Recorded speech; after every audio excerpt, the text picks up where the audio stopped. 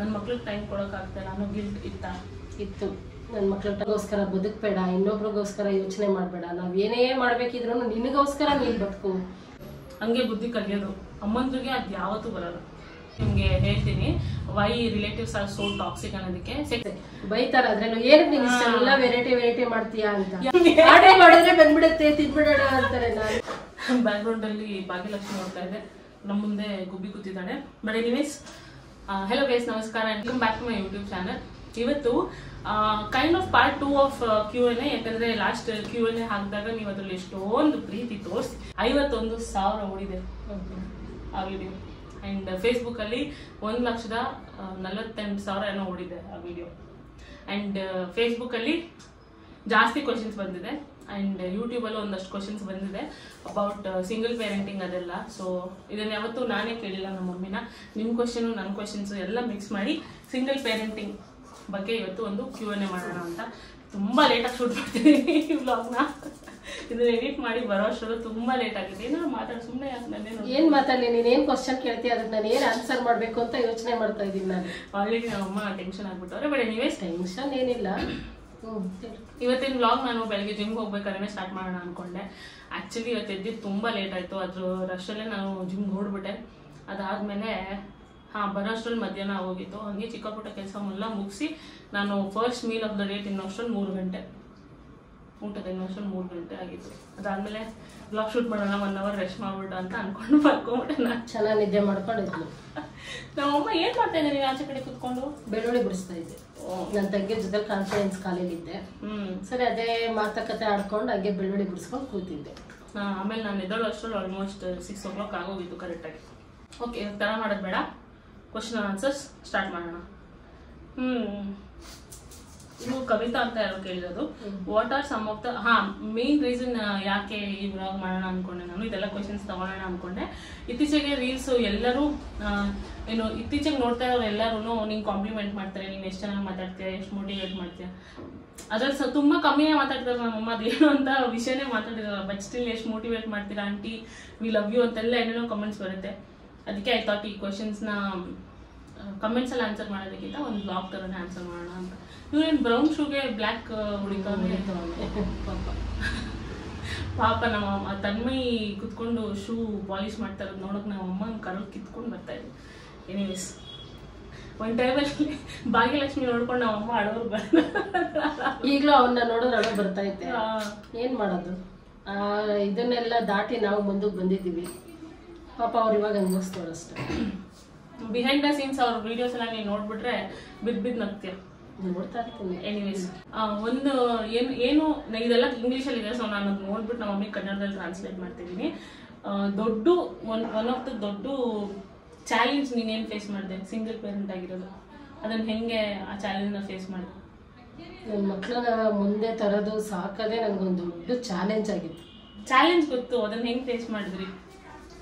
ಹೆಂಗ್ ಫೇಸ್ ಮಾಡಿದ್ರಿ ಅಂದ್ರೆ ಏನ್ ಹೇಳೋದು ಗೊತ್ತಿಲ್ಲ. ಒಟ್ಟೆ ದೇವರು ಹೆಂಗೋ ಫೇಸ್ ಮಾಡಿ ಕರ್ಕೊಂಡು ಬಂದ ನಮ್ಮನ್ನ. ಅದು ಹೆಂಗೆ ಏನು ಅಂತ ನಾನು ವಿವರಣೆ ಮಾಡೋದಕ್ಕೆ ಗೊತ್ತಿಲ್ಲ. ಹಾಲಾಗಿತ್ತು. ಇಲ್ಲ, ಏನಾದ್ರೂ ಒಂದು ಮೋಟಿವೇಶನ್ ಇರ್ಬೇಕಲ್ಲ. ಏನಿತ್ತು ಆ ಮೋಟಿವೇಶನ್? ಮಾಡ್ಬೇಕು ಅಂತ ಮಾಡಿದ್ರ ಅಥವಾ ನನ್ನ ಮಕ್ಕಳನ್ನ ಸಾಕ್ಬೇಕು, ಅವ್ರನ್ನ ಚೆನ್ನಾಗಿ ನೋಡ್ಕೋಬೇಕು, ಅವ್ರನ್ನ ಮುಂದಕ್ಕೆ ತರಬೇಕು, ಅದೇ ಇದ್ದಿದ್ದು ನನಗೆ. ಇನ್ನೇನಿತ್ತು? ಬಿಟ್ರೆ ಬೇರೆ ಏನೂ ಇರಲಿಲ್ಲ. ಮಕ್ಕಳು ಅನ್ನೋದು ಬಿಟ್ರೆ ನನಗೆ ಇನ್ನೇನು ಬೇರೆ ಇರಲಿಲ್ಲ. ನಮ್ಮ ಮಕ್ಕಳನ್ನ ಸಾಕ್ಬೇಕು, ಅವ್ರು ಓದಬೇಕು, ಅವ್ರ ಕಾಲ ಮೇಲೆ ಅವ್ರು ನಿಂತ್ಕೋಬೇಕು, ಅವ್ರ ಜೀವನದಲ್ಲಿ ಅವ್ರ ಮುಂದೆ ಬರಬೇಕು ಅನ್ನೋದು ಒಂದೇ ನಮ್ಗೆ ಇದ್ದಿದ್ದು. ಅಷ್ಟೇ ಅಂತೀಯ? ನಮ್ಮ ಮಮ್ಮಿಗೆ ಅಷ್ಟು ಅರ್ಥ ಆಗಲಿಲ್ಲ question. What are some of the biggest challenges you faced as a single mom and how did you overcome it ಅಂತ ಇರೋದು. ಸೊ ಚಾಲೆಂಜಸ್ ಅನ್ನೋದು ಲೈಫ್ ವಾಸ್ ಚಾಲೆಂಜ್ ಅನ್ಸುತ್ತೆ. ಇದು 2 ಪರ್ಸ್ಪೆಕ್ಟಿವ್ ನೀವು ನೋಡ್ಬೋದು. ಸಿನ್ಸ್ ನಮ್ಮ ಮಮ್ಮಿಗೆ ಏನು ಪರ್ಟಿಕ್ಯುಲರ್ ಥಿಂಗಿಗೆ ಆನ್ಸರ್ ಕೊಡೋಕ್ಕಾಗಲ್ಲ ಅನ್ನೋದಕ್ಕೆ. So life was it self a challenge ನಮಗೆ ಅವಾಗ. ಇಟ್ ವಾಸ್ ನಾಟ್ ಲೈಕ್ ಏನೋ ಒಂದು ಚಾಲೆಂಜಿಂಗ್ ಸಿಚುವೇಶನ್ ಬಂತು, ಇದನ್ನು ಪಾಸ್ ಮಾಡಿಬಿಟ್ವಿ, ಅದಾದ್ಮೇಲೆ ನಾವು 1 ತಿಂಗಳು 2 ತಿಂಗಳು ನೆಮ್ಮದಿಯಾಗಿರ್ತೀವಿ, ದರ್ ಇಸ್ ನೋ ಟೆನ್ಷನ್ ಅನ್ನೋ ಥರ ಇರಲಿಲ್ಲ. Every day was a struggle, every day was challenging. So ಅದೇ ಮೋಟಿವೇಶನ್ ಅದೊಂದೇ ಇದ್ದಿದ್ದು, ದಟ್ ನಾವು ಚೆನ್ನಾಗಿರ್ಬೇಕು, ಮುಂದೆ ಲೈಫಲ್ಲಿ ಏನಾದರೂ ಒಂದು ಸಾಧಿಸಬೇಕು ಅನ್ನೋದಷ್ಟೇ. ಸೊ ನೆಕ್ಸ್ಟ್ ಕ್ವೆಶನ್ಗೆ ಹೋಗೋಣ. ನೀವು ಹೆಂಗೆ ಮ್ಯಾನೇಜ್ ಮಾಡಿದ್ರಿ ಕೆಲಸ ಮತ್ತು ನಮ್ಮನ್ನ ನೋಡ್ಕೊಳ್ಳೋದು ಎರಡೂ? ನಾನು ಇವ್ರನ್ನ ನೋಡ್ಕೊಳ್ಳೋದ್ರಲ್ಲಿ ಏನಿಲ್ಲ, ಎಲ್ರಿಗೂ ಅವ್ರವ್ರಿಗೆ 3 ಜನಕ್ಕೂ ಒಂದೊಂದು ಜವಾಬ್ದಾರಿ ಕೊಟ್ಬಿಟ್ಟಿದೆ. ನಿಮ್ಮ ಕೆಲಸ ನೀವು ಮಾಡ್ಕೊಳ್ಳಿ, ನನಗೆ ಎಲ್ಲಾನು ಮಾಡೋಕ್ಕಾಗಲ್ಲ. ನಾನೇನಿದ್ರೆ ಇವಾಗ ಹೋಗಿ ಆಚೆ ದುಡಿಬೇಕು, ಅದು ದುಡಿದ್ರೇನೆ ನಮಗೆ ಜೀವನಕ್ಕೆ ಊಟಕ್ಕೆ ನಾವು ಪ್ರತಿಯೊಂದಕ್ಕೂ ಮಾಡೋಕ್ಕಾಗೋದು. ಒಬ್ಬರು 3 ಜನನೂ ಒಂದೊಂದು ಕೆಲಸ ಹಂಚ್ಕೊಂಡು 3 ಜನನೂ ಮಾಡಿಕೊಂಡು ಅವ್ರ ಕೆಲಸ ಅವ್ರು ಮಾಡ್ಕೊಂಡು ಹೋಗೋರು. ನನಗೇನು ಕೆಲಸ ಮಾಡೋಕ್ಕೆ ಬಿಡ್ತಿರ್ಲಿಲ್ಲ. ನಾನೇನಿದ್ರು ವ್ಯಾಪಾರ, ಮಾರ್ಕೆಟು, ಮನೆ, ಪೂಜೆ, ಅಡುಗೆ ಇಷ್ಟೇ ನನ್ನ ಕೆಲಸ ಇತ್ತು. ಪಾತ್ರೆ, ಬಟ್ಟೆ, ಮನೆ ಒರೆಸೋದು ಮಾಡೋದೆಲ್ಲ ನನ್ನ ಮಕ್ಕಳು 3 ಜನ ಡಿವೈಡ್ ಮಾಡ್ಕೊಂಡು ಮಾಡೋರು. ಎಲ್ಲ ಕೈ ಜೋಡಿಸಿ ಏನೋ ಒಂದು ಮುಂದಕ್ಕೆ ಬಂದ್ವಿ. ಇವರು ನನಗೆ ಕೈ ಜೋಡಿಸಿದ್ರಿಂದ ನನಗೂ ವ್ಯಾಪಾರ ಮಾಡೋದಕ್ಕೆ, ದುಡಿಯೋದಕ್ಕೆ ನನಗೂ ಒಂದು ಅವಕಾಶ ಆಯಿತು. ಜಾಸ್ತಿ ನಾನು ಟೆನ್ಷನ್ ತೊಗೊಳೋದ್ರು ಇರಲಿಲ್ಲ. ಮನೆಯಲ್ಲಿ ಅವರೇ ಪಾಪ ಸ್ಕೂಲ್ಗೆ ಹೋಗೋದಕ್ಕೆ ಅವರೇ ರೆಡಿ ಆಗೋರು, ಅವರೇ ಎಲ್ಲನೂ ರೆಡಿ ಮಾಡಿಕೊಂಡು ಅಡುಗೆ ಮಾಡ್ಕೊಂಡು ಊಟ ಮಾಡ್ಕೊಂಡು ಹೋಗೋರು. ಒಂದೊಂದು ಟೈಮ್ ನನ್ನ ಟೈಮ್ ಸಿಕ್ತಾಗ ನಾನು ಅಡುಗೆ ಮಾಡ್ತಾಯಿದ್ದೆ, ಮಿಕ್ಕಿ ಟೈಮಲ್ಲಿ ಏನೋ ಒಂದು ಮಾಡ್ಕೊಂಡು ತಿನ್ಬಿಟ್ಟು ಹೋಗ್ತಾಯಿದ್ದೆ. ಇವಾಗ ಅದಕ್ಕೆ ನನಗೆ ತುಂಬ ಇಂಟ್ರೆಸ್ಟ್. ನನ್ನ ಮಕ್ಳಿಗೆ ಚೆನ್ನಾಗಿ ಅಡುಗೆ ಮಾಡಿಕೊಡ್ಬೇಕು, ಅವ್ರು ಚೆನ್ನಾಗಿ ಊಟ ಮಾಡಬೇಕು ಅನ್ನೋದೊಂದೇ ನನಗೆ ಆಸೆ. ಬೈತಾರೆ ಅದ್ರಲ್ಲೂ, ಏನಕ್ಕೆ ನೀನು ಇಷ್ಟೆಲ್ಲ ವೆರೈಟಿ ಮಾಡ್ತೀಯಾ ಅಂತ. ಯಾರು ಬೆಳಿಗ್ಗೆ ಎದ್ದು 6 ಗಂಟೆ 6:30 ಸ್ಟಾರ್ಟ್ ಮಾಡಿದ್ರೆ ನಾವೆಲ್ಲ ಹೋಗೋ ತನಕ ಕೆಲಸನೇ ಮಾಡ್ತಿರ್ತಾರೆ. ಅವಾಗೆಲ್ಲ ನಮ್ಗೆ ತಿನ್ನಕ್ಕಿರ್ಲಿಲ್ಲ. ನನಗೆ ಅವತ್ತೆಲ್ಲ ನೆನ್ಸ್ಕೊಂಡ್ರೆ ಇವಾಗ ಅಳು ಬರುತ್ತೆ ನನಗೆ. ನನ್ನ ಮಕ್ಳು ಅವಾಗೆಲ್ಲ ಕಷ್ಟಪಟ್ಟಿದ್ದಾರೆ. ಇವಾಗ ಅವ್ರು ಚೆನ್ನಾಗಿ ತಿನ್ಬೇಕು, ಚೆನ್ನಾಗಿರ್ಬೇಕು. ಅವರು ಕಷ್ಟಪಟ್ಟು ದುಡಿತಿದ್ದಾರೆ. ಈಗ ಅದನ್ನ ಬಿಟ್ರೆ ನಮ್ಗೆ ಇನ್ನೇನಿದೆ ಜೀವನದಲ್ಲಿ? ಮಕ್ಳು ಅನ್ನೋದು ಬಿಟ್ರೆ ನನ್ಗೆ ಇನ್ನೇನಿದೆ ಜೀವನ? ನನ್ಗಿರೋದೇ ನನ್ನ ಮಕ್ಳು. ಅವ್ರು ಚೆನ್ನಾಗಿರ್ಬೇಕು, ಅವ್ರ ಜೀವನ ಚೆನ್ನಾಗಿರ್ಬೇಕು, ಅವ್ರು ಚೆನ್ನಾಗಿ ತಿನ್ಕೊಂಡು ಉಣ್ಕೊಂಡು ಆರಾಮಾಗಿರ್ಬೇಕು. ಅದು ಬಿಟ್ರೆ ನನಗೆ ಬೇರೆ ಏನೂ ಇಲ್ಲ. ಕಷ್ಟಪಡೋ ಟೈಮಲ್ಲೆಲ್ಲ ಕಷ್ಟಪಟ್ಟಿದ್ದೀವಿ. ಊಟ ಇಲ್ದಿರ ನೀರು ಕುಡ್ದಿದ್ದೀವಿ. ಅನ್ನಕ್ಕೆ ಸಾಂಬಾರು ಇಲ್ದಿರ ಖಾರದ ಪುಡಿ ಹಾಕೊಂಡು ತಿಂದಿರೋದು ಇದೆ. ಇದನ್ನೆಲ್ಲ ಅನುಭವಿಸಿ ಇವಾಗಾದ್ರೂ ಚೆನ್ನಾಗಿರೋ ಟೈಮಲ್ಲಾದ್ರೂ ಚೆನ್ನಾಗಿ ತಿನ್ಬೇಕಾ ಬೇಡವಾ? ಅದಕ್ಕೋಸ್ಕರ ನನಗೆ ಎಷ್ಟು ಕಷ್ಟ ಆದರೂ ಪರವಾಗಿಲ್ಲ. ನನ್ನ ಮಕ್ಳಿಗೆ ಏನು ಬೇಕೋ ಅದು ವೆರೈಟಿ ಮಾಡಿ ನಾನು ಕೊಡ್ತೀನಿ. ಇದು ಯೂಟ್ಯೂಬರ್ ಹೆಲ್ಪ್ ಮಾಡ್ತಾ ಇದೆ ಅದಕ್ಕೆ ವೆರೈಟಿ ಮಾಡ್ಕೊ. ಸುಮಾರು ಯೂಟ್ಯೂಬ್ ಚಾನಲ್ಗಳೆಲ್ಲ ನೋಡ್ಕೊಂಡು ಮಾಡ್ತೀನಿ. ಮುಂಚೆ ಎಲ್ಲ ನಂಗೆ ಅಷ್ಟು ಅಡುಗೆ ಮಾಡೋಕೆ ಬರ್ತಾ ಇರಲಿಲ್ಲ. ಗೊತ್ತಿರುತ್ತಲ್ಲ, ಅವಾಗಿನ ಕಾಲದಲ್ಲೆಲ್ಲ ಏನೋ ಅಡುಗೆನೇ ಇರಲಿಲ್ಲ. ಬಟ್ ನಮಗೆ ಸ್ವಲ್ಪ ಬುದ್ಧಿ ಬಂದು ಚೆನ್ನಾಗಿ ಮಾಡ್ಬೇಕು ಅನ್ನೋವಾಗ ನಮ್ಮ ಕೈಯಲ್ಲಿ ಏನೋ ಮಾಡ್ಕೊಂಡು ತಿನ್ನೋಷ್ಟು ಇರಲಿಲ್ಲ. ಇವಾಗಾದ್ರೂ ದೇವ್ರು ಏನೋ ಒಂದು ದಾರಿ ತೋರಿಸಿ ಅನುಕೂಲ ಕೊಟ್ಟಿದ್ದಾನೆ. ತಿನ್ನೋಣ, ಮಾಡೋಣ. ಏನು ಅಡುಗೆ ಮಾಡೋದೊಂದು ದೊಡ್ಡ ಕಷ್ಟನಾ? ಸೋಂಬೇರಿಗಳಿಗೆ ಅದು ಕಷ್ಟ. ಆರ್ಡರ್ ಮಾಡಿದ್ರೆ ಬಂದ್ಬಿಡುತ್ತೆ, ತಿನ್ಬಿಡೋಣ ಅಂತಾರೆ. ಹೇಳಿದ್ದು ಏನಕ್ಕಮ್ಮ ಇಷ್ಟು ಕಷ್ಟಪಡ್ತೀಯ, ಏನಕ್ಕಮ್ಮ ಇಷ್ಟೆಲ್ಲ ವೆರೈಟಿ ಮಾಡ್ತೀಯ ಅಂತ ಬೈತಾರೆ. ನಾನು ಅದಕ್ಕೆ ಹೇಳೋದು, ಇರೋದೊಂದು ಜೀವನ. ಇವತ್ತಿರ್ತೀವಿ, ನಾಳೆ ಏನೋ ನಮಗೆ ಗೊತ್ತಿಲ್ಲ. ಇರೋವರೆಗೂ ಚೆನ್ನಾಗಿರೋದನ್ನ ಮಾಡ್ಕೊಂಡು ತಿನ್ಕೊಂಡು ಇರೋಣ. ಸಂಪಾದನೆ ಮಾಡೋದೇನಕ್ಕೆ? ಏನು ಹೊತ್ಕೊಂಡು ಹೋಗ್ತೀವಿ ನಾವು? ಏನೂ ಇಲ್ಲ. ಹೆಂಗೆ ಬಂದ್ವೋ ಹಂಗೆ ವಾಪಸ್ ಹೋಗ್ತೀವಿ. ಇರೋವರೆಗೂ ತಿನ್ಕೊಂಡು ಉಣ್ಕೊಂಡು ಇರ್ಬೇಕಷ್ಟೆ. ನಾವು ಹೇಳಿದ್ರೆ ನಂಬಲ್ಲ, ನಾವು ಗುಬ್ಬಿಗೂ ಪೇರೆಂಟಿಂಗ್ ಮಾಡಿಲ್ಲ. ಅದನ್ನು ಎದ್ರತದ್ರ ಹೆಂಗ್ ಹಂಗ್ ಬೆಳೀತು ಅದು. ಅಂಡ್ ಇವಾಗ್ಲೂ ಅಷ್ಟೇ, ಎಲ್ಲಾ ಡಾಗೀಸ್ ನಾವು ನೋಡಿದೀವಿ. ದಟ್ ನಾವು ಒಬ್ರನ್ನೇ ಮನೇಲಿ ಬಿಟ್ಟು ಹೋದ್ರೆ ಅಳೋದು, ಕಿರ್ಚೋದು, ಭಯ ಪಡೋದು ಇದೆಲ್ಲ ಮಾಡ್ತಾರೆ. ಅವಳನ್ನ ಇಡೀ ದಿನ ನೀವು ಬಿಟ್ಟು ಹೋಗಿ, ಬೆಳಗ್ಗೆ ತಿನ್ನಿಸ್ಬಿಟ್ಟು ನಾವ್ ಇಡೀ ದಿನ ಆಚೆ ಬಿಟ್ಟು ಹೋದ್ರು ತುಟ್ಟಕ್ ಕನ್ನಲ್ಲ, ಆರಾಮಾಗಿ ಮಲಗಿರ್ತಾಳ. ಯಾಕಂದ್ರೆ ಅವಾಗ ಅವಳು ಹಂಗಿದ್ಲು ಪಾಪ ಚಿಕ್ಕ ಮಗುನಲ್ಲಿ. ಇವರು ಎಲ್ಲ ಸ್ಕೂಲು ಕಾಲೇಜ್ಗೆ ಹೋಗ್ಬಿಡೋರು. ನಾನು ವ್ಯಾಪಾರ ಅಂತ ಹೋಗ್ತಿದ್ದೆ. ಮನೇಲಿ ಇದ್ದಿದ್ದೆ ನಾವು 1 ಅವರ್ ಅರ್ಧ ಅವರ್ ಅಷ್ಟೇ. ಊಟ ಟೈಮ್ಗೆ, ತಿಂಡಿ ಟೈಮ್ಗೆ, ಅದೇ ಮಾಮೂಲಿ ಮನೇಲಿ ಒಂದು ಅರ್ಧ ಅವರ್ 1 ಅವರ್ ಇರ್ತಿದ್ವಿ ಅಷ್ಟೇ. ಆ ಟೈಮಲ್ಲಿ ಅವಳು ನಮ್ಮ ಜೊತೆ ಇರೋಳು. 7 ಗಂಟೆಗೆ ನಾನು ಬರ್ತಾ ಇದ್ದೆ. ಅಲ್ಲಿ ತನಕ ಒಬ್ಳೆ ಇರೋಳು. ನಾನು ಬಂದ್ಮೇಲೆ ಅದಾದ್ಮೇಲೆ ಸ್ವಲ್ಪ ತೊಳ ಜೊತೆ ಆಟಾಡಿ, ಅದಾದ್ಮೇಲೆ ಅಡ್ಗೆ ಮಾಡಿ ಅವಳಿಗೆ ಊಟ ಮಾಡಿಸಿ ಆಮೇಲೆ ಎಲ್ಲ ಒಬ್ಬೊಬ್ಬೊಬ್ರೆ ಬರೋಕ್ ಸ್ಟಾರ್ಟ್ ಮಾಡೋರು. ಸೊ ಅದಕ್ಕೆ ಇವಾಗ್ಲೂ ಅವಳಿಗೆ ಭಯ ಅನ್ನೋದೇ ಇಲ್ಲ. ಇನ್ನ ನಮಗ್ ಭಯ, ಲೇಟ್ ನೈಟ್ ಬಿಟ್ಬಿಟ್ಟು ಹೋದ್ರೆ ಇರ್ತಾಳೆ ಅಂತ ಗೊತ್ತು, ಬಟ್ ಸ್ಟಿಲ್ ಭಯ. ಅಯ್ಯೋ ಒಬ್ಳೆ ಇರ್ತಾಳಲ್ಲ ಅಂತ ನಾವ್ ಯೋಚನೆ ಮಾಡ್ತಾ ಇರ್ತೀವಿ. ಅವಳೇನಿಲ್ಲ, ಅವಾಗ ಬಂದಿರ್ತಾಳ ಅವ್ರ ಪಾಡಗಳು. ಅವಳು ಊಟ ಒಂದ್ ಹಾಕ್ಬಿಟ್ರೆ ಸಾಕು, ಇನ್ನೇನು ಬೇಡ ಅವಳಿಗೆ. ಮಧ್ಯದಲ್ಲಿ ಯಾರು ಬಂದಾಗ ತಿಂಡಿ ಕೊಟ್ಬಿಟ್ರೆ ಆಯ್ತು, ಅಷ್ಟೇ ಅವಳ ಕೆಲಸ. How do you stay positive and motivated during tough times as single mom ಅಂತ ಕೇಳಿದ್ದಾರೆ. ಅಂದ್ರೆ ನೀವು ಹೆಂಗೆ, ನಿಮ್ ಮೈಂಡ್ ಸೆಟ್ ಹೆಂಗಿತ್ತ ಅವಾಗ? ಪಾಸಿಟಿವ್ ಆಗೇ ಇತ್ತ? ಏನೋ ಮಾಡ್ತಾ ಇದೀವಿ, ಎಲ್ಲ ಒಳ್ಳೇದೇ ಆಗ್ತಿದೆ ಬಿಡಪ್ಪ ಅನ್ನಿಸ್ತಾ ಇತ್ತ? ಅಥವಾ ನಮ್ಗೆ ಯಾಕಪ್ಪ ಇಷ್ಟು ಕಷ್ಟ ಆ ತರ ಕಷ್ಟ ಪಡುವಾಗ ನಮ್ಗೆ ಎಲ್ಲಿ ಒಳ್ಳೇದಾಗತ್ತೆ ಅನ್ನೋದು ನನಗೆ ಗೊತ್ತೇ ಇರ್ಲಿಲ್ಲ. ತುಂಬಾ ಕಷ್ಟಪಟ್ವಿ, ತುಂಬಾ ಹಿಂಸೆ ಪಟ್ವಿ. ಮಕ್ಳು ಚಿಕ್ಕವರು, ಏನ್ ಮಾಡ್ಬೇಕನ್ನೋದು ಗೊತ್ತಿಲ್ಲ. ನಮ್ಗೆ ಯಾರೋ ದಾರಿ ತೋರ್ಸೋರು ಇಲ್ಲ, ಅಥವಾ ತಗೋ ₹1 ಅಂತ ಸಹಾಯ ಮಾಡೋರು ಇಲ್ಲ, ಅಥವಾ ನಿನ್ ಮಕ್ಳಿಗೆ ಓದಿಸ್ಬೇಕಾ, ಏನ್ ಮಾಡ್ಬೇಕೇನು ಅಂತ ಕೇಳಕ್ಕೂ ಕೂಡ ನಮ್ಗೆ ಯಾರು ಇರ್ಲಿಲ್ಲ. ನಾನು ನನ್ನ ಮಕ್ಳು ಬಿಟ್ರೆ ನಮ್ಗೆ ಯಾರು ಇರ್ಲಿಲ್ಲ. ಐ ಸ್ಟಿಲ್ ರಿಮೆಂಬರ್ ಆಯ್ತಾ, ಇದೊಂದು ಇನ್ಸಿಡೆಂಟ್ ನಿಮ್ಗೆ ಹೇಳ್ತೀನಿ. Why relatives are so toxic ಅನ್ನೋದಕ್ಕೆ. ಸೆಕೆಂಡ್ PU ರಿಸಲ್ಟ್ ಬಂದಿದೆ ಆಯ್ತಾ. ನಾನು ಅವತ್ತು ಬೆಳಿಗ್ಗೆ ರಿಸಲ್ಟ್ ಬಂದಾಗ ನಾವು ಗಾಡಿ ಎತ್ತಿದ್ವಿ, ತರಕಾರಿ ಗಾಡಿ ಅಲ್ವಾ. ನಮ್ಮ ಮಮ್ಮಿ ವರ್ಕ್ನಿಂದ ಹೂವು ಮುಗಿಸ್ಕೊಂಡು ಬಂದ್ರು. ಹೂವು ಮೈಕ್ ನೋಡ್ಕೊತಾರೆ ಅವಾಗ ಆಫ್ ಆಗ್ಬಿಡುತ್ತೆ ಅಂತ. ಸೊ ನಮ್ಮ ಮಮ್ಮಿ ಹೂವು ಮುಗಿಸ್ಕೊಂಡು ಬಂದರು ವರ್ಕ್ನೆಯಿಂದ. I think 10 o'clock 10:30 result announce ಆಗುತ್ತೆ ಸೆಕೆಂಡ್ PU ಅಂತ ಹೇಳಿದ್ರು ನ್ಯೂಸಲ್ಲಿ. ಅವಾಗೆಲ್ಲ ಏನು ಆರ್ಟಿಕಲ್ಸ್ ಬರ್ತಾ ಇರಲಿಲ್ವಲ್ಲ ಈ ಥರ ಇನ್ಸ್ಟಾಗ್ರಾಮಲ್ಲಿ ನೋಡೋಣ ಮಾಡೋಣ ಅನ್ನೋದಕ್ಕೆ. ನ್ಯೂಸಲ್ಲಿ ಬೆಳಿಗ್ಗೆ 8:30 ನ್ಯೂಸಲ್ಲಿ ಹೇಳಿದ್ರು 10:30 ಬರುತ್ತೆ ರಿಸಲ್ಟ್ ಸೆಕೆಂಡ್ PU ಅಂತ ಹೇಳಿದ್ರು. ಸೊ ನಾವು ಸೈಬರ್ಗೆ ಹೋಗಿ ಚೆಕ್ ಮಾಡ್ಬೇಕು, ಅವ್ರ ಫೋನಲ್ಲೂ ಚೆಕ್ ಮಾಡೋಕ್ಕಾಗಲ್ಲ. ಸೊ ನಮ್ಮ ಮಮ್ಮಿ ವರ್ಕ್ನೆಯಿಂದ ಹೂವು ಮುಗಿಸ್ಕೊಂಡು ಬಂದರು. ಅಲ್ಲಿ ತನಕ ನಾನು ಗಾಡಿ ಹತ್ರ ಇತ್ತು, ನಾನು ಹೋಗಿ ನೋಡ್ಕೊಂಡು ಬಂದೆ ಆಯ್ತಾ. I am not very studious, ನಾನು ಒಪ್ಕೊಳ್ತೀನಿ, I am not very studious. But fail ಆಗೋದಂತೂ ನಾನು ಮಾಡಿಲ್ಲ ಇವಾಗ ತನಕ. ಆ್ಯಂಡ್ ನಾನು ಪಾಸ್ ಆಗಿದ್ದೆ. ಸೊ ಬಂದೆ, ನಮ್ಮ ಮಮ್ಮಿಗೆ ಬಂದು ಫಸ್ಟ್ ಹೇಳಿದೆ ಪಾಸ್ ಆಗಿದ್ದೀನಿ ಅಂತ. ಅದಾದಮೇಲೆ ಒಬ್ರು ರಿಲೇಟಿವ್ ಕಾಲ್ ಮಾಡಿದ್ರು ಆಯ್ತಾ, ಏನಾಯ್ತು ರಿಸಲ್ಟು ಅಂತಂದ್ರು. ಒಂದು ದಿನ ಎಕ್ಸಾಮ್ ಟೈಮಲ್ಲಿ ಕಾಲ್ ಮಾಡಿ ಪ್ರಿಪ್ರೇಷನ್ ಹೆಂಗೆ ಮಾಡ್ತಿದ್ಯಾ ಅಂತ ಕೇಳ್ದವ್ರಲ್ಲ ಇವರು. ಫೋನ್ ಮಾಡ್ಬಿಟ್ಟು ಏನಾಯ್ತು ರಿಸಲ್ಟು ಅಂತಂದ್ರು, ಪಾಸ್ ಆದೆ ಅಂತಂದ್ರು. ಅಲ್ಲಿಗೆ ಮುಚ್ಕೊಂಡು ಫೋನ್ ಇಡ್ಬೇಕಾ ಬೇಡವಾ? ಏನು ಕೇಳಿದ್ರು ನೆಕ್ಸ್ಟು? ಎಲ್ಲ ನೆನಪಿಲ್ಲ ನಮ್ಮ ಮಮ್ಮಿಗೆ. ಅದಾದ್ಮೇಲೆ ಕೇಳ್ತಾರೆ ರಿಜಿಸ್ಟ್ರೇಷನ್ ನಂಬರ್ ಕಳಿಸು ನಾನು ನೋಡ್ತೀನಿ ಅಂತ. ನಾನು ಏನು ಮಾತಾಡಲಿಲ್ಲ, ನಾನು ಫೋನ್ ಕಟ್ ಮಾಡಿದೆ. ಇಷ್ಟು ಬೋಲ್ಡಾಗಿ ನಾನು ಇವಾಗಿರೋ ಥರ ಇದ್ದಿದ್ದಿದ್ರೆ ಅವತ್ತು ನೆಕ್ಸ್ಟ್ ಲೆವೆಲ್ ತರಾಟೆ ತಗೋತಾ ಇದ್ದೆ ನಾನು. ಬಟ್ ಏನು ಮಾಡೋದು, ನಮ್ಮ ಸಿಚುವೇಶನ್ ಹಂಗಿರ್ಲಿಲ್ಲ. That we are very confident, ಏನು ಎಲ್ಲರೂ ಬಾಯಿಗೆ ಬಂದಂಗೆ ಬೈತೀವಿ ಅನ್ನೋ ಥರ ಇರಲಿಲ್ಲ. ಇವಾಗಲೂ ಮಾಡಲ್ಲ until unless it is necessary. But ಆ ಥರ ಕೇಳಿದ್ರು ರಿಜಿಸ್ಟ್ರೇಷನ್ ನಂಬರ್ ಕಳಿಸು ನಾನು ನೋಡ್ತೀನಿ ಅಂತ. ನಾನು ಯಾವನಿಗೂ ಕಳಿಸಿಲ್ಲ. ಎಷ್ಟು ಜನ ಕೇಳಿದ್ರು ಗೊತ್ತಾ, ಯಾರು ನೆಕ್ಸ್ಟ್ ಏನು ತಗೋತೀಯ, ಇವಾಗ ಸೆಕೆಂಡ್ PUC ಆಯ್ತಲ್ಲ, ಏನು ಮಾಡ್ತೀಯ ಡಿಗ್ರಿಗೆ, ಯಾವ ಕಾಲೇಜಿಗೆ ಸೇರ್ಕೋತೀಯ, ಈ ಕಾಲೇಜಿಗೆ ಸೇರ್ಕೋ, ಈ ಎಜುಕೇಷನ್ ಮಾಡು, ಇದು ಮಾಡು, ಅದು ಮಾಡು. ನನಗೆ ಆಲ್ಮೋಸ್ಟ್ ನಾನು ಇನ್ನೇನು ಎಜುಕೇಷನ್ ಮುಗಿಸ್ಬಿಟ್ಟು ಡಿಸ್ಕಂಟಿನ್ಯೂ ಮಾಡಿ ನಾನು ಇನ್ನೇನು ಜಾಬ್ ಸೇರ್ಕೋಬೇಕು. ಆ ಟೈಮಲ್ಲಿ ನನಗೆ ಜರ್ನಲಿಸಮ್ ತಗೋಬೇಕು ಅಂತ ಇಂಟ್ರೆಸ್ಟ್ ಇತ್ತು. But it was too late. ಮತ್ತೆ ನಾನು ಜಾಬ್ಗೂ ಜಾಯ್ನ್ ಆಗ್ಬಿಟ್ಟಿದ್ದೆ ಅಷ್ಟರಲ್ಲಿ. ಸೊ ಆ ಥರ ಗೈಡ್ ಮಾಡೋರು ಯಾರೂ ಇರಲಿಲ್ಲ. Nobody was ready to guide. ಈ ಥರ ಮಾಡೋ, ಈ ಕೋರ್ಸ್ ತಗೋ, ಆ ಕೋರ್ಸ್ ತಗೋ, ಯಾವಳು ಹೇಳಿಲ್ಲ, ಯಾವನು ಹೇಳಿಲ್ಲ. ರಿಸಲ್ಟ್ ಬಂದಾಗ ಮಾತ್ರ ರಿಸಲ್ಟ್ ಬಂತ, ಎಷ್ಟು ಪರ್ಸೆಂಟೇಜ್ ಬರ್ತು, ನಾವು ನಿನ್ನ ನಂಬಲ್ಲ, ರಿಜಿಸ್ಟ್ರೇಷನ್ ನಂಬರ್ ಕಳಿಸು ನಾವೇ ಚೆಕ್ ಮಾಡ್ತೀವಿ ಅನ್ನೋಕೆ ಮಾತ್ರ ಎಲ್ಲವಳು ಮುಂದೆ ಬಂದಿದ್ದು ಅಷ್ಟೇ. ಅದೊಂದೇ ಮೋಟಿವೇಶನ್ ನಮಗೆ ಜೀವನದಲ್ಲಿ ಇವಾಗಲೂ ಚೆನ್ನಾಗಿರೋಕ್ಕೆ. ದಟ್ ಯಾರೆಲ್ಲ ನಾವು ಚೆನ್ನಾಗಿರಲ್ಲ ಜೀವನದಲ್ಲಿ ಹಾಳಾಗಿ ಹೋಗ್ತೀವಿ ಅಂತ ಅನ್ಕೊಂಡಿದ್ರು ಅವರೆಲ್ಲ ನೋಡಿ ಮೆಣಸಿನ್ಕಾಯಿ ಇಟ್ಕೊಂಡಂಗೆ ಆಗಲಿ ಅನ್ನೋದೊಂದೇ ನಮ್ಮ ಜೀವನದ ಮೋಟಿವೇಶನ್. ಇವಾಗ ನಾನು ಓವರ್ ಎಕ್ಸಾಜುರೇಟ್ ಮಾಡ್ತಾ ಇರೋ ಥರ ನಿಮ್ಗೆ ಅನ್ನಿಸ್ಬೋದು, but this is what we faced. ಅಂದರೆ ನಾವು ಅಷ್ಟು ನೋವು ತಿಂದಿದ್ದೀವಿ, ಅಷ್ಟು ಏನು ಹೇಳ್ತಾರೆ ಇಲ್ಲ, ಆ ಒಂದು ಪರಿಸ್ಥಿತಿಯಿಂದ ನಾವು ಇಲ್ಲಿಗೆ ಬರೋದಕ್ಕೆ ನಾವು ಎಷ್ಟು ಕಷ್ಟಪಟ್ಟಿದ್ದೀವಿ ಅಂತ ನಮಗೆ ಮಾತ್ರ ಗೊತ್ತದು. ಹಂಗಂತ ಏನು ಅದೆಲ್ಲ ಕಣ್ಮೇಲೂ ಅದೆಲ್ಲ ತೋರ್ಸಿದ ಮೇಲೂ ರಿಲೇಟಿವ್ಸ್ ಅನ್ಸ್ಕೊಂಡವರು ನಮ್ಮಮ್ಮ ಅವ್ರನ್ನ ಬಿಟ್ಬಿಟ್ಟವ್ರೆ ಅಂತ ಅನ್ಕೊಂಡ್ಬೇಡಿ. ಎಲ್ಲ ಫ್ಯಾಮಿಲಿ ಫಂಕ್ಷನ್ಸ್ಗೂ ಹೋಗ್ತಾರೆ, ಎಲ್ಲ ಕಡೆನೂ ಹೋಗ್ತಾರೆ, ಎಲ್ಲಾನು ಹತ್ರದಲ್ಲೇ ಇಟ್ಕೊಂಡಿದ್ದಾರೆ, ಇನ್ನ ಎಲ್ಲಾನು ಮಾತಾಡ್ತಾರೆ. ಅದೊಂದು ವಿಷಯ ನನ್ಗೆ ಏನ್ ಮಾಡಕ್ಕಾಗಲ್ಲ ಅಲ್ವಾ, ಏನ್ ಮಾಡಕ್ಕಾಗತ್ತೆ ಹಂಗ ಅನ್ಕೊಂಡು. ಇವಾಗ ನಮಗ್ ಕಷ್ಟ ಬಂತು ಅಂತ ಎಲ್ರೂ ಬಂದ್ ನೋಡಿ ಅಂತಾನು ನಾವ್ ನೋಡಿ ಅಂತ ನಾನು ಹೇಳ್ತಾ ಇಲ್ಲ. ಅದನ್ನೇ ನೀವು ತಪ್ಪು ತಿಳ್ಕೊತಾರ. ನೋಡಿ ಅಂತ ನಾನು ಹೇಳ್ತಾ ಇಲ್ಲ. ನಮ್ಗೆ ಒಂದು ಒಳ್ಳೇದಾಗ್ಲಿ ಅಂತಾನು ಅವ್ರು ಯಾರು ಮನ್ಸಿಂದ ಬಯಸಿಲ್ಲ. ಸೊ ನಮ್ಗೆ ಯಾಕೆ ಬೇಕು ಅವ್ರ ಕಾಂಟ್ಯಾಕ್ಟ್?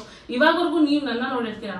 ನಾನು ನಮ್ಮ ದೊಡ್ಡ ಆಂಟಿ, ನಮ್ಮ ಚಿಕ್ಕ ಆಂಟಿ, ಅವ್ರಿಬ್ರು ಮನೆ ಫಂಕ್ಷನ್ಸ್ ಬಿಟ್ಟು ನಾನು ಯಾವುದೇ ರಿಲೇಟಿವ್ ಫಂಕ್ಷನ್ಗೆ ಹೋಗಲ್ಲ. ಅದು ಯಾರೇ ಆಗಿರ್ಲಿ ನಾನು ಯಾವುದಕ್ಕೂ ಹೋಗಲ್ಲ. ಇವಾಗ ತನಕನೂ ನಾನು ಹೋಗಲ್ಲ. ಹಂಗೆ ಬುದ್ಧಿ ಕಲಿಯೋದು. ಅಮ್ಮಂದ್ರಿಗೆ ಅದು ಯಾವತ್ತೂ ಬರಲ್ಲ. ಈಗ ಸುಮ್ಮನೆ ಮಾತಾಡ್ಕೊಂಡು ಹೋದ್ರೆ ನಾನಾ ವಾದ ಥರ ಹೋಗುತ್ತೆ. ಅವ್ರಿಗೆ ಅದು ಅರ್ಥ ಆಗಲ್ಲ. ಅದೇ ನಾನು ಅರ್ಥ ಮಾಡ್ಸೋಕ್ಕೂ ಆಗಲ್ಲ. ನಾನು ಎಷ್ಟು ಹೇಳಿದ್ರು ಅವ್ರು ಕೇಳೋದು ಇಲ್ಲ. ಐ ಡೋಂಟ್ ನೋ ಇಫ್ ನಮ್ಮಮ್ಮ ಮಾತ್ರ ಹಿಂಗೇನಾ ಅಥವಾ ನಿಮ್ಮಮ್ಮಂದ್ರು ಹಿಂಗೇನಾ ಅಂತ ನಂಗೆ ಕಮೆಂಟ್ಸಲ್ಲಿ ಪ್ಲೀಸ್ ಹೆಲ್ಪ್ ಆಗುತ್ತೆ. ಇಷ್ಟು ವರ್ಷ ನೀವು ಸಿಂಗಲ್ ಮದರ್ ಆಗಿದ್ದೀರಲ್ವಾ, ಒಂದು ಪ್ರೈಸ್ ಮೂಮೆಂಟ್ ಅಂದರೆ ಇದೊಂದು ಸಾರ್ಥಕತೆ ನೋಡಪ್ಪ ಅಂತ ಅನ್ಸಿದ್ದು ಮೂಮೆಂಟ್ ಯಾವುದು ನಿಮಗೆ? ನನ್ನ ಮಕ್ಕಳು ಇವಾಗ ಚೆನ್ನಾಗಿರೋದು, ಅದು ಬಿಟ್ರೆ ಇನ್ನೇನು ಸಾರ್ಥಕತೆ. ಎಲ್ಲರಿಗೂ ಒಂದು ಸ್ಟೇಬಲ್ ಜಾಬ್ ಇರೋದು, ಬೆಳಗ್ಗೆ ಎಲ್ಲರೂ ಕೆಲ್ಸಕ್ಕೆ ಹೋಗ್ತಾ ಇರೋದು, ಅವ್ರವ್ರ ಏನಿದೆ ಅವ್ರವ್ರ ಆಸೆ ಪಟ್ಟಿದ್ದು ಅವ್ರು ತಗೊಳ್ಳೋ ಕೆಪಾಸಿಟಿ ಇರ್ಬೋದು, ನಿಮ್ಗೆ ಹಾಕೋ ಕೆಪಾಸಿಟಿ ಇರ್ಬೋದು ಕೊಡ್ಸೋದಕ್ಕೆ. ಐ ಸ್ಟಿಲ್ ರಿಮೆಂಬರ್ ನಮ್ಗೆ ಬರ್ಡೇ ಕೇಕ್ ಕಟ್ ಮಾಡ್ಸೋಕ್ಕೂ ಕೇಕ್ಗಳು ಇರ್ತಾ ಇರಲಿಲ್ಲ, ನಾವು ಸೆಲೆಬ್ರೇಟೇ ಮಾಡ್ಕೊಳ್ತಾ ಇರಲಿಲ್ಲ. ಆ ಸಿಚುಯೇಷನ್ ಇಂದ ಇವಾಗ ನಮ್ಗೆ ಏನ್ ಬೇಕಾದ್ ತಗೊಳಕ್ಕೆ ಅಂಡ್ ಬರ್ಡೇ ಅಂದ್ರೆ ನಾವು ಸೆಲೆಬ್ರೇಟ್ ಮಾಡ್ಕೊಳಕ್ಕೆ, ಅಮ್ಮಂಗೆ ಏನ್ ಬೇಕಾದ್ ಕೊಡ್ಸಕ್ಕೆ ಎಲ್ಲಾದ್ರೂ ಬಂದಿದ್ದು ಈಸ್ ಆಸ್ ಅ ಫ್ಯಾಮಿಲಿ ನಮ್ಗೆ ಒಂಥರ trophy moment, winning moment of life. ಇದು ಒಂದು ನನ್ನ ಪರ್ಸನಲ್ ಕ್ವಶನ್ ಆಯ್ತಾ. ಇದು ಒಬ್ರು ಕೇಳಿದ್ರು ಕೂಡ, ಇನ್ಸ್ಟಾಗ್ರಾಮ್ DM ಅಲ್ಲಿ ಒಬ್ರು ಕೇಳಿದ್ರು. ಸೊ ಇವಾಗ ಅರೇಂಜ್ ಮ್ಯಾರೇಜ್ ಆಗಿರ್ಲಿ, ಲವ್ ಮ್ಯಾರೇಜ್ ಆಗಿರ್ಲಿ, ಒಂದ್ ಸ್ವಲ್ಪ ವರ್ಷ ಮದುವೆ ಆದ್ಮೇಲೆ ಏನೂ ಸರಿಯಾಗಿ ನಡೀತಾ ಇರಲ್ಲ, ಮದುವೆ ಆದ್ಮೇಲೂ ಸರಿಯಾಗಿ ನಡೀತಾ ಇರಲ್ಲ, ಅವ್ರಿಬ್ರು ಮಧ್ಯೆನೇ ಒಂದು ಅಂಡರ್ಸ್ಟ್ಯಾಂಡಿಂಗ್ ಇರಲ್ಲ, ಏನಿರಲ್ಲ. ಬಟ್ ಅವ್ರ ಅಮ್ಮ ಅಂದ್ರೆ ಹುಡುಗಿ ಮದುವೆಯಲ್ಲಿ ಇರುವಂತ ಹುಡುಗಿ ಯೋಚನೆ ಮಾಡ್ತಾಳೆ, ಮಗು ಆಗೋದ್ರೆ ಎಲ್ಲ ಸರಿ ಹೋಗ್ಬಿಡುತ್ತೆ ಅಂತ ಯೋಚನೆ ಮಾಡ್ತಾರಲ್ವಾ, ಅದು ಸರಿನಾ ತಪ್ಪ? ತಪ್ಪಾದ್ರೆ ಇವಾಗಿನ ಕಾಲಕ್ಕೆ ಅದು ತಪ್ಪು. ಯಾಕಂದ್ರೆ ಅವಾಗೆಲ್ಲ ಅಷ್ಟು ಏನು ಇರ್ಲಿಲ್ಲ. ಏನೇ ಕಷ್ಟ ಬಂದ್ರು ಏನೇ ಬಂದ್ರು ಗಂಡನ ಜೊತೆಲಿದ್ದು ಸಹಿಸ್ಕೊಂಡು ಹೋಗ್ಬೇಕು ಅಂತ ಮನೆಯಲ್ಲಿ ಫೋರ್ಸ್ ಮಾಡಿ ಬಿಡ್ತಾ ಇದ್ರು. ಬಟ್ ಇವಾಗ ಹಂಗಲ್ಲ. ಬೇಡ, 1-2 ವರ್ಷ ಫ್ರೀ ಆಗಿರ್ಬೇಕು, ಅವ್ರು ಹೇಗೆ ಏನು ಜೀವನದಲ್ಲಿ ಚೆನ್ನಾಗಿ ನೋಡ್ಕೊಂತಾರ ಆ ಮಕ್ಕಳು ಹೆಂಡ್ತಿನ ಅನ್ನೋದನ್ನ ಅರ್ಥ ಮಾಡ್ಕೋಬೇಕು. 1-2 ವರ್ಷ 3 ವರ್ಷ ಟೈಮ್ ತಗೊಂಡು ಮಕ್ಕಳು ಮಾಡ್ಕೋಬೇಕು ಅನ್ನೋದು ನನ್ನ ಅಭಿಪ್ರಾಯ. ನಿಜ. ಸೊ ನಾನು ಸುಮಾರು ಜನ ನೋಡಿದ್ದೀನಿ, ಇವಾಗ ಬೀಯಿಂಗ್ ಇನ್ 2025 ಅವ್ರು ಯೋಚನೆ ಮಾಡ್ತಾರೆ ದಟ್ ಮಗು ಆಗೋದ್ರೆ ಎಲ್ಲ ಸರಿ ಹೋಗ್ಬಿಡುತ್ತೆ, ರಿಲೇಶನ್ಶಿಪ್ ಚೆನ್ನಾಗಿ ಆಗ್ಬಿಡುತ್ತೆ, ಮದುವೆ ಚೆನ್ನಾಗಿ ಆಗ್ಬಿಡುತ್ತೆ ಅಂತ. ಅದಾಗಲ್ಲ. ಅಂದ್ರೆ ಒಬ್ಬೊಬ್ರು ಯೋಚನೆ ಒಂದೊಂದರ ಇರುತ್ತೆ. ಹಿಂಗಾದ್ರೆ ಹಿಂಗಾಗ್ಬೋದೇನೋ, ಆ ಮಗು ಬಂದ್ರೆ ನಾವು ಒಂದು ಬಾಂಧವ್ಯ ಇನ್ನೂ ಚೆನ್ನಾಗಿ. ಮಗು ಆದ್ರೆ ಟೈಮ್ ಎಲ್ಲ ಹೋಗುತ್ತೆ. 1 ವರ್ಷ ಪ್ರೆಗ್ನೆನ್ಸಿಲಿ ಹೋಗುತ್ತೆ, ಇನ್ನೊಂದು ವರ್ಷ ಬಾಣ್ತನದಲ್ಲಿ ಹೋಗುತ್ತೆ. ಅದಾದ್ಮೇಲೆ ಆ ಮಗು ನೋಡ್ಕೊಳ್ಳೋದ್ರಲ್ಲೇ ಹೋಗ್ಬಿಡುತ್ತಲ್ವ. ಕೆಲವರು ಎಷ್ಟೊಂದ್ ಜನ ಹುಡುಗಿರು ಡೆಲಿವರಿ ಆದ್ಮೇಲೆ ಏನದು ಪೋಸ್ಟ್ ಮಾರ್ಟಮ್ ಡಿಪ್ರೆಷನ್ ಹೋಗ್ತಾರೆ ಡೆಲಿವರಿ ಆದ್ಮೇಲೆ. ಇದೆಲ್ಲ ಒಂದು ಹುಡುಗಿ ಅಂದ್ರೆ ಫಸ್ಟ್ ಪ್ರೆಗ್ನೆನ್ಸಿ ಎಲ್ಲರಿಗೂ ಹೊಸ ಅನುಭವ ಆಯ್ತಾ. ಎಲ್ಲರೂ ಒಂದೊಂದು ಹುಡುಗಿಗೂ ಒಂದೊಂದ್ ತರ ಅನುಭವ ಇರುತ್ತೆ. From the date of pregnancy ಆದಾಗಿಂದ ಡೆಲಿವರಿ ಆಗಿ ಆ ಮಗು 1 ವರ್ಷ ಆಗೋವರೆಗೂ ಡಿಫ್ರೆಂಟ್ ಸ್ಟೇಜಸ್ ಆಫ್ ಲೈಫ್ ಇರುತ್ತೆ. ಅವ್ರಿಗೆ ಡಿಫ್ರೆಂಟ್ ಮೈಂಡ್ ಸೆಟ್ ಇರುತ್ತೆ. ಒಬ್ಬೊಬ್ರು ಪೋಸ್ಟ್ ಮಾರ್ಟಮ್ ಡಿಪ್ರೆಷನ್ಗೆ ಹೋಗ್ತಾರೆ, ಅವ್ರ ಮನಸ್ಥಿತಿ ಚೆನ್ನಾಗಿರಲ್ಲ, ಅವ್ರ ಬಾಡಿ ಡಿಫ್ರೆಂಟ್ ಆಗುತ್ತೆ, ಅದನ್ನ ಡೀಲ್ ಮಾಡಬೇಕು. ಸೊ ಅಂಡರ್ಸ್ಟ್ಯಾಂಡಿಂಗ್ ಗಂಡ ಇಲ್ಲಿಲ್ಲ ಅಂತಂದ್ರೆ ಏನ್ ಪ್ರಯೋಜನ? ಅದಕ್ಕೆ ಸಪೋರ್ಟ್ ಮಾಡೋಕ್ಕೆ ಗಂಡನೇ ಈ ಸಿಚುವೇಶನ್ ಅರ್ಥ ಮಾಡ್ಕೊಂಡು ಹೆಂಡತಿ ಜೊತೆ ನಿಂತ್ಕೊಂಡಿಲ್ಲ, ಆ ಅಂಡರ್ಸ್ಟ್ಯಾಂಡಿಂಗ್ ಅವ್ರಿಗೆ ಫಸ್ಟೇ ಇಲ್ಲ ಅಂತಂದ್ರೆ ಏನ್ ಪ್ರಯೋಜನ? ಆ ಥರ ಎಲ್ಲ ಎಲ್ರಿಗೂ ಹಂಗೆ ಆಗಲ್ಲ. ಇವಾಗ ನಮ್ಮಿ ನನಗೆ ಏನು ಅಂತಾನೆ ಗೊತ್ತಾಗ್ತಾ ಇಲ್ಲ, ಏನು ಹೇಳ್ಬೇಕು ಅಂತ ಗೊತ್ತಾಗ್ತಿಲ್ಲ. So that is what I think ಆಯ್ತಾ. ಸೊ ಇದೆಲ್ಲ ಸಿಚುವೇಶನ್ ನ ಹ್ಯಾಂಡಲ್ ಮಾಡಕ್ಕೆ mentally strong and understanding and supportive ಆಗಿರ್ಬೇಕು ಮೇಲ್ ಪಾರ್ಟ್ನರ್. ಅದೆಲ್ಲ ಇಲ್ಲ ಅಂತಂದ್ರೆ ವಾಟ್ ಇಸ್ ದ ಯೂಸ್ ಅಂತ ನಾನು ಕ್ವಶನ್ ಕೇಳ್ತೀನಿ ಆಯ್ತಾ. ನನ್ನ ಪರ್ಸ್ಪೆಕ್ಟಿವ್ ಇದು. It shouldn't be right from your side also. ಅದಾದ್ಮೇಲೆ ಮಗುನೂ ಆಯ್ತು, ಎಲ್ಲನೂ ಆಯ್ತು, ಆ ಮಗು 5 ವರ್ಷ 6 ವರ್ಷನೂ ಆಗೋಯ್ತು, ಇನ್ನೊಂದು ಮಗುನೂ ಆಗೋಯ್ತು ಅಂತ ತಿಳ್ಕೊಳ್ಳೋಣ, ಏನು ಸರಿ ಹೋಗ್ತಾ ಇಲ್ಲ. ಅವಾಗ ಗಂಡ ಹೆಂಡತಿ ಇಬ್ರು ಸಪ್ರೇಟ್ ಆಗ್ತಾರೆ. ಮಗು ಕತೆ ಏನಾವಾಗ ಅಮ್ಮ ಎತ್ಕೊಂಡು ಹೋಗ್ತಾನೆ, ಇಲ್ಲ ಅಮ್ಮ ಬಿಟ್ಬಿಟ್ಟೋದ್ರೆ ಅಪ್ಪ ನೋಡ್ಕೊಂತಾನೆ. ಇಟ್ ಇಸ್ ನಾಟ್ ಈಸಿ ಆಯ್ತಾ. It is not at all easy. ನಾವಿವಾಗ ಎಷ್ಟೇ ಬೋಲ್ಡ್ ಆಗಿರ್ಬೋದು, ನಾನು ಎಷ್ಟೊಂದು ಜನ ನನ್ನ friends who didn't grow up with father ಅಲ್ವಾ, ಅವ್ರನ್ನ ಕೂಡ ಕೇಳಿದೀನಿ. ಇಟ್ ಇಸ್ ನಾಟ್ ಈಸಿ ಆಯ್ತಾ. ಬೆಳೆಯೋದು ವಿತ್ ಅ ಸಿಂಗಲ್ ಪೇರೆಂಟ್ ನೋಡೋಕ್ಕೆಲ್ಲ ಫ್ಲವರ್ಫುಲ್ ಆಗಿರ್ಬೋದು, ಇವಾಗ ನಾವು ಎಷ್ಟು ಚೆನ್ನಾಗಿರ್ಬೋದು, but growing up it is not at all easy. ಕಾಲೇಜ್ಗೆ ಹೋಗ್ತೀವಿ, ಮತ್ತೆ ಸ್ಕೂಲ್ಗೆ ಹೋಗ್ತೀವಿ, ಎಲ್ಲಾ ಕಡೆ ಅವ್ರ ಅಪ್ಪಂದ್ರು ಬರ್ತಾರೆ, ಕರ್ಕೊಂಡು ಹೋಗ್ತಾರೆ. ನಮ್ಗೆ ಯಾರು ಬರ್ತಾರೆ? ನಮ್ಮ ಅಮ್ಮನೂ ಇರಲ್ಲ, ಕೆಲ್ಸಕ್ಕೆ ಹೋಗಿರ್ತಾರೆ, ನಾವೇ ನಡ್ಕೊಂಡು ಬರ್ಬೇಕು ಮನೆಗೆ. ಸೊ ಈ ಚಿಕ್ಕ ವಿಷಯಗಳು ತುಂಬಾ ಮ್ಯಾಟರ್ ಆಗುತ್ತೆ. ಮೆಂಟಲಿ ಆಗಿರ್ಲಿ, ನಮ್ಮ ಅಪ್ಬ್ರಿಂಗಿಂಗೇ ಒಂಥರ ಚೇಂಜ್ ಆಗೋಗುತ್ತೆ. It will not be like ನಾವು ನಾರ್ಮಲ್ ಕಿಡ್ಸ್ ತರ ಇರಕ್ಕೆ ಸಾಧ್ಯನೇ ಇಲ್ಲ.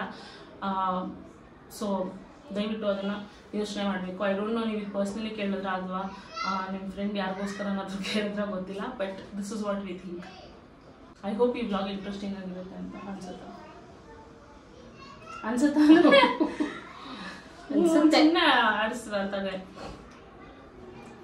How do you manage finances and budgeting? How did you manage finances and budgeting as single parent? ನೀವು ಹಿಂಗೆ ದುಡ್ಡನ್ನ ಮ್ಯಾನೇಜ್ ಮಾಡ್ತೀರಿ? ನಮ್ಮ ಏನೇನು ಸೇವಿಂಗ್ಸ್ ಮಾಡ್ತಾ ಇದ್ರಿ? ಏನ್ ಸೇವಿಂಗ್ಸ್ ಮಾಡೋದು? ಯಾಕೆ ಚೀಟಿಲೆಲ್ಲ ಆಗ್ತಿರ್ಲಿಲ್ವಾ? ಚೀಟಿ ಆಗ್ತಾ ಇದ್ವಿ ಸ್ವಲ್ಪ ದಿನ ಆದ್ಮೇಲೆ. ಮುಂಚೆ ಎಲ್ಲ ಏನು ಸೇವಿಂಗ್ಸ್ ಮಾಡಕ್ ಆಗ್ತಿರ್ಲಿಲ್ಲ. ವ್ಯಾಪಾರ ಮಾಡೋದು, ಇಲ್ಲಿ ಮಕ್ಳಿಗೆ ಸ್ಕೂಲಿಗೆ ಬುಕ್ಸ್ಗೆ ಪೆನ್ಸಿಲ್ಗೆ ಮತ್ತೆ ನಮ್ಮ ಊಟಕ್ಕೆ ಇದಕ್ಕೆ ಸರಿ ಹೋಗ್ತಾ ಇತ್ತು. ಒಂದು 5 ವರ್ಷ ಅನ್ಸುತ್ತೆ ಸ್ವಲ್ಪ ಅಷ್ಟು ಏನೋ ಸೇವಿಂಗ್ ಮಾಡೋಕ್ಕಾಗಿಲ್ಲ, ನಾನು ಸೇವಿಂಗ್ಸ್ ಮಾಡೋಕ್ಕಾಗಿಲ್ಲ. ಆಮೇಲೆ ಸ್ವಲ್ಪ ಇದು ನಮಗೆ ಚೆನ್ನಾಗಿ ವ್ಯಾಪಾರ ಸ್ಟಾರ್ಟ್ ಆಯಿತು, ಮತ್ತು ಅಂಗಡಿ ಮಾಡಿದ್ವಿ, ತರಕಾರಿ ಗಾಡಿ ಇಟ್ವಿ, ಎಲ್ಲ ಆದಮೇಲೆ ಸ್ವಲ್ಪ ನಾವು ಬರೀ ಇದನ್ನೇ ಮಾಡ್ಕೊಂಡು ಕೂತ್ಕೊಂಡ್ರೆ ಆಗಲ್ಲ ಅಂದ್ಬಿಟ್ಟು ಅವಾಗೆಲ್ಲ ಒಂದೊಂದು ಸ್ವಲ್ಪ ಚೀಟಿ ಹಾಕೋದು ಆ ಥರ ಸೇರಿಸಿಡ್ತಾ ಇದ್ದೆ. ನನ್ನ ಹತ್ರ ಬಜೆಟಿಂಗ್ ಬಗ್ಗೆ ಕೇಳಬೇಡಿ, I am very bad at it. ನನಗೆ ಸೇವ್ ಮಾಡೋಕ್ಕೂ ಬರಲ್ಲ, ಈ ಬಜೆಟಿಂಗು ಬರಲ್ಲ. ಅದೇನಂತಾರೆ ನನಗೆ ಗೊತ್ತಿಲ್ಲ, ಬಜೆಟಿಂಗ್ ನನಗೆ ಗೊತ್ತಿಲ್ಲ. ಯಾರಾದರೂ ಫ್ರೀ ಕ್ಲಾಸಸ್ ಕೊಡೋರಿದ್ರೆ ಈ ಇನ್ವೆಸ್ಟ್ಮೆಂಟ್ ಎಲ್ಲ ದಯವಿಟ್ಟು ನನಗೆ ಒಂದು ಕಮೆಂಟು ಇನ್ಸ್ಟಾಗ್ರಾಮಲ್ಲಿ ಒಂದು DM ಮಾಡಿ, ನಾನು ನಿಮ್ಮ ಹತ್ರ ಕ್ಲಾಸಸ್ ತೊಗೊಂಡು ಆ ಸೇವಿಂಗ್ಸ್ನ ಕಲಿತೀನಿ. What kind of support system did you rely on and how important is that to you? To be honest ನಮಗೆ ಎಮೋಷ್ನಲಿ ಆಗಲಿ ಏನಕ್ಕೆ ಆಗಲಿ we didn't have any support to rely on. ನಮ್ಮ ಮಮ್ಮಿನೂ ಅದನ್ನೇ ಹೇಳ್ತಾರೆ that we didn't have any support to rely on. Day to day ನಮ್ಮದು systematic ಆಗಿ ಏನು ನಡೀತಾ ಇತ್ತು ಅದು ನಡೀತಾ ಇತ್ತು. ಬೆಳಿಗ್ಗೆ ಎದ್ದೇಳ್ತಾ ಇದ್ವಿ, ಸ್ಕೂಲ್ಗೆ ಹೋಗ್ತಾ ಇದ್ವಿ, ಬರ್ತಾ ಇದ್ವಿ, ತಿಂತಾ ಇದ್ವಿ, ಮನ್ಕೋತಾ ಇದ್ವಿ, ಟ್ಯೂಷನ್ಗೆ ಹೋಗ್ತಿದ್ವಿ, ಮನೇಲಿ ಕೆಲಸ ಮಾಡ್ತಿದ್ವಿ, ನಮ್ಮ ಮಮ್ಮಿಗೆ ಹೆಲ್ಪ್ ಮಾಡ್ತಿದ್ವಿ.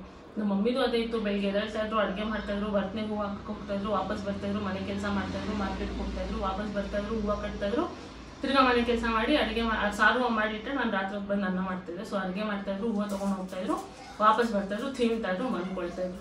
This is what. ನಮ್ಗೆ ಇನ್ನೇನು ಯೋಚನೆ ಮಾಡೋ ಟೈಮೇ ಇರ್ತಿರ್ಲಿಲ್ಲ ಅಲ್ಲಿ. ಯೋಚನೆ ಅಲ್ಲ, ಅವ್ರು ಕೇಳಿದ್ದೇನು ಗೊತ್ತಾ, ಏನಾದರೂ ಒಂದು ಸಪೋರ್ಟ್ ಸಿಸ್ಟಮ್ ಇತ್ತಾ ನೀವು ಡಿಪೆಂಡ್ ಆಗೋಕ್ಕೆ, ಯಾವ ಥರದ ಸಪೋರ್ಟ್ ಸಿಸ್ಟಮ್ ಮೇಲೆ ಡಿಪೆಂಡ್ ಆಗಿದ್ರಿ ಅಂತ. V didn't have any moral support, physical support, emotional support, any kind of support V didn't have any. So we didn't have any kind of support. ನಮ್ಮ support ಇದ್ದಿದೆ ನಮ್ಮ daily ರೂಟೀನಲ್ಲಿ. ತಿನ್ನಕ್ಕೆ 3 ಹೊತ್ತು ಊಟ ಸಿಕ್ಕಿದ್ರೆ ಸಾಕು ಅನ್ನೋ ಒಂದು ಸಪೋರ್ಟ್ ಅಷ್ಟೇ ನಮ್ಮ ತಲೆಯಲ್ಲಿ ಇದ್ದಿದ್ದು. 2 ಹೊತ್ತು ಊಟ ಸಿಕ್ಕಿದ್ರು ಸಾಕಾಗ್ತಾ ಇತ್ತು. ರಾತ್ರಿ ಹೊತ್ತಂತೂ ಆಶ್ರಮದಲ್ಲಿ ಆಗೋಗ್ತಾಯಿತ್ತು. ಲಾಸ್ಟ್ ಆಗೋದು ನಾನು ನಿಮ್ಗೆ ಆಶ್ರಮದ ಬಗ್ಗೆ ತುಂಬ ಹೇಳಿದ್ದೀನಿ. ಸೊ ಆ ಒಂದು ಆಶ್ರಮ ರಾತ್ರಿ ನಮ್ಗೆ ಊಟ ಕೊಡ್ತಾಯಿತ್ತು, ಬೆಳಗ್ಗೆ ನಿಮ್ಗೆ ಏನು ಅನ್ಸುತ್ತೆ ಸಿಂಗಲ್ ಪೇರೆಂಟಿಂಗ್ ಬಗ್ಗೆ? ಜನಕ್ಕೆ ಇವಾಗ ಎಷ್ಟೊಂದು ಜನ ಇರ್ತಾರಲ್ಲ ಸಿಂಗಲ್ ಪೇರೆಂಟಿಂಗು, ಅವರು ಈ ಒಂದು ವಿಷಯನ ಅರ್ಥ ಮಾಡ್ಕೋಬೇಕು ಅಂದರೆ ಏನದು? ಏನು ಹೇಳೋದು ಅಂತ ಒಂದು ಔಟ್ ಆಫ್ ಫೋಕಸ್ ಮ್ಯೂಸಿಕ್ ಆಗ್ತಿಲ್ಲ. ಏನು ಹೇಳಬೇಕು ಅಂತ ನಂಗೆ ಗೊತ್ತಿಲ್ಲ. ಒಟ್ಟಿನಲ್ಲಿ ನಮಗೆ ಏನು ಗುರಿ ಇರುತ್ತೋ ಅದನ್ನು ನಾವು ಸಾಧನೆ ಮಾಡ್ಕೋಬೇಕು. ನಾವು ಇನ್ನೊಬ್ರಿಗೋಸ್ಕರ ಹೆದರ್ಕೋಬಾರ್ದು. ಇದೆಲ್ಲ ಧೈರ್ಯ ಕೊಟ್ಟಿದ್ದು ನನಗೆ ನನ್ನ ಮಗಳು. ನೀನು ಇನ್ನೊಬ್ರಿಗೋಸ್ಕರ ಬದುಕಬೇಡ, ಇನ್ನೊಬ್ರಿಗೋಸ್ಕರ ಯೋಚನೆ ಮಾಡಬೇಡ. ನಾವು ಏನೇ ಮಾಡಬೇಕಿದ್ರು ನಿನಗೋಸ್ಕರ ನೀನು ಬದುಕು, ನಿನಗೋಸ್ಕರ ನೀನು ಚೆನ್ನಾಗಿರು, ಬೇರೆಯವ್ರಿಗೋಸ್ಕರ ನೀನು ಯೋಚನೆ ಮಾಡಬೇಡ, ಭಯ ಪಡಬೇಡ. ಇದನ್ನ ನನಗೆ ನನ್ನ ಮಗಳು ನನಗೆ ಧೈರ್ಯ ಕೊಟ್ಲು. ಅದೇನೋ ನಾನು ಎತ್ತ ಮಗಳಿಂದ ನಾನು ಒಂದು ಧೈರ್ಯವಂತೆ ಆಗ್ಬೇಕು ಅನ್ನೋದೊಂದು ನನಗೆ ಗೊತ್ತಿಲ್ಲ ಈ ವಿಷಯ. ನಾನಂತೂ ಸುಮ್ಮನೆ ನಮ್ಮ ಮಮ್ಮಿಗೆ ಧೈರ್ಯ ಅನ್ನೋದ್ರ ವಿಷಯದಲ್ಲಿ ಏನೇನೋ ಹೇಳ್ತೀನಿ. ತಗೊಳ್ತಾರೆ ಅಂತ ನಾನು ಯಾವತ್ತೂ ಅನ್ಕೊಂಡಿರ್ಲಿಲ್ಲ. ಪರವಾಗಿಲ್ಲ, ತಗೊಂಡಿದ್ದೀನಿ, ಪರವಾಗಿಲ್ಲ. What is the value she wants to pass it down to you guys as a children ಅಂತ ಕೇಳಿದ್ದೀರಾ? ಏನಾದರೂ ಒಂದು ವ್ಯಾಲ್ಯೂ, ಏನಾದರೂ ಒಂದು ಕಲಿಕೆ ಇಷ್ಟು ವರ್ಷದ ನಿನ್ನ ಜೀವನದಲ್ಲಿ ಇದನ್ನು ನನ್ನ ಮಕ್ಕಳು ಮುಂದುವರ್ಸ್ಕೊಂಡು ಹೋಗಬೇಕು ಅಂತಂದರೆ ಏನು? ಏನಿದೆ, ನಾವು ಕಲ್ತಿರೋದು ಏನೂ ಇಲ್ಲ. ನಿಮ್ಮಿಂದ ನಾನು ಕಲಿತಾ ಇದ್ದೀನಿ. ನಾನೇನು ಕಲ್ತಿಲ್ಲ. ನನ್ನ ಮಕ್ಕಳಿಂದಾನೇ ನನ್ನ ಜೀವನ ಹೆಂಗೆ ಮುಂದೆ ಜೀವನ ಮಾಡಬೇಕು, ಹೆಂಗೆ ನಡ್ಕೊಂಡು ಹೋಗ್ಬೇಕು ಅನ್ನೋದನ್ನ ನಾನು ಇವರಿಂದ ಕಲಿತಾ ಇದ್ದೀನಿ. ನನ್ನಿಂದ ನನ್ನ ಮಕ್ಕಳು ಏನು ಕಲ್ತಿಲ್ಲ. ಏನೋ ಒಂದು ವಿಷಯ ಇರುತ್ತಲ್ಲಮ್ಮ, ಏನಾದರೂ ಒಂದು ವಿಷಯ, ಏನಾದ್ರು ಇದನ್ನು ಕಲಿಬೇಕು, ನೀವು ಇದೊಂದು ಇಟ್ಕೊಂಡು ನೀವು ಜೀವನ ನಡೆಸಿ ಅಂಥದ್ದು ಎಂಥದ್ದು ಇಲ್ಲ ಅಮ್ಮ. ಸಿಂಪಲ್ ಥಿಂಗ್, ನಿಯತ್ತಾಗಿರಿ. ಅದನ್ನು ಅದೆಲ್ಲ ಆಗಲ್ಲ, ಅದೆಲ್ಲ ಆಗಲ್ಲ. ನಿಯತ್ತಾಗಿರಿ, ಅದೆಲ್ಲ ಆಗಲ್ಲ. ಏನೋ ಒಂದು ಕಲಿಕೆ ಇಲ್ಲ, ಏನೂ ಇಲ್ಲ ಫ್ರೆಂಡ್ಸ್. ಸಾರಿ, ಡಿಸಪಾಯಿಂಟಿಂಗ್. ಏನು ಡಿಸಪಾಯಿಂಟ್ ಇಲ್ಲ. ನನ್ನ ಮಕ್ಕಳಿಂದ ನಾನು ಕಲ್ತಿದ್ದೀನಿ ಅಷ್ಟೇ. ಸೊ ಇವಾಗ ಇದು ಒಂದು ಸ್ವಲ್ಪ ಇದೊಂಥರ ಕಾಂಪ್ಲಿಕೇಟೆಡ್ ಕ್ವೆಶನ್, ಬಟ್ ಸ್ಟಿಲ್ ನಿನಗೆ ಬೆಳಿಬೇಕಾದ್ರೆ ನಾನು ಬರೀ ನಮ್ಮನ್ನ ಬೆಳೆಸ್ಬೇಕಾದ್ರೆ ಬರೀ ಕೆಲಸನೇ ಮಾಡ್ತಿದ್ದೀನಲ್ಲ, ನನ್ನ ಮಕ್ಳಿಗೆ ಟೈಮ್ ಕೊಡೋಕ್ಕಾಗ್ತಾಯಿಲ್ಲ ಅನ್ನೋ ಗಿಲ್ಟ್ ಇತ್ತು. ನನ್ನ ಮಕ್ಳಿಗೆ ಟೈಮ್ ಕೊಡೋಕ್ಕಾಗ್ತಿಲ್ಲ, ಅವ್ರ ಜೊತೆಲಿ ಇರೋಕ್ಕಾಗ್ತಾ ಇಲ್ಲ. ಮತ್ತು ಅವ್ರಿಗೆ ಸ್ಕೂಲಲ್ಲಿ ಪೇರೆಂಟ್ಸ್ ಮೀಟಿಂಗ್ ಕರೆದ್ರೂ ಹೋಗೋಕ್ಕಾಗ್ತಿರ್ಲಿಲ್ಲ, ರಿಸಲ್ಟ್ ನೋಡಿದ್ರೂ ಹೋಗೋಕ್ಕಾಗ್ತಿರ್ಲಿಲ್ಲ, ಮತ್ತು ರಿಸಲ್ಟ್ ನೋಡೋಕ್ಕೂ ಹೋಗೋಕ್ಕಾಗ್ತಿರ್ಲಿಲ್ಲ, ಮತ್ತು ಅವಳಿಗೆ ಅಡ್ಮಿಷನ್ಗೂ ಕೂಡ ನಾನು ಹೋಗೋಕ್ಕಾಗ್ತಾ ಇರಲಿಲ್ಲ. ಕಾಲೇಜ್ ಅಡ್ಮಿಷನ್ಗೆ ಸೆಕೆಂಡ್ ಇಯರ್ಗೆ ಮಾತ್ರ ನಾನು ಕಾಲೇಜ್ ಅಡ್ಮಿಷನ್ಗೆ ಹೋಗಿದ್ದೆ.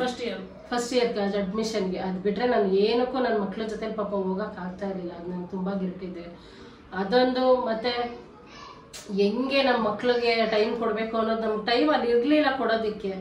ಏನು ಮಾಡಲಿ ಈಗ? ಅದಕ್ಕೆ ನಾನು ಎಲ್ಲೂ ಹೋಗಲ್ಲ, ನನ್ನ ಮಕ್ಳು ಬಿಟ್ಟಿಲ್ಲ. ಮಕ್ಳ ಜೊತೆ ಏನು ಎಲ್ಲೇ ಹೋದ್ರೂ ಬೆಳಗ್ಗೆ ಹೋಗ್ತೀನಿ, ಸಂಜೆ ಬರ್ತೀನಿ. ಎಲ್ಲೋ ನಾನು ಆಲ್ಟ್ ಆಗೋಕೆ ಹೋಗಲ್ಲ.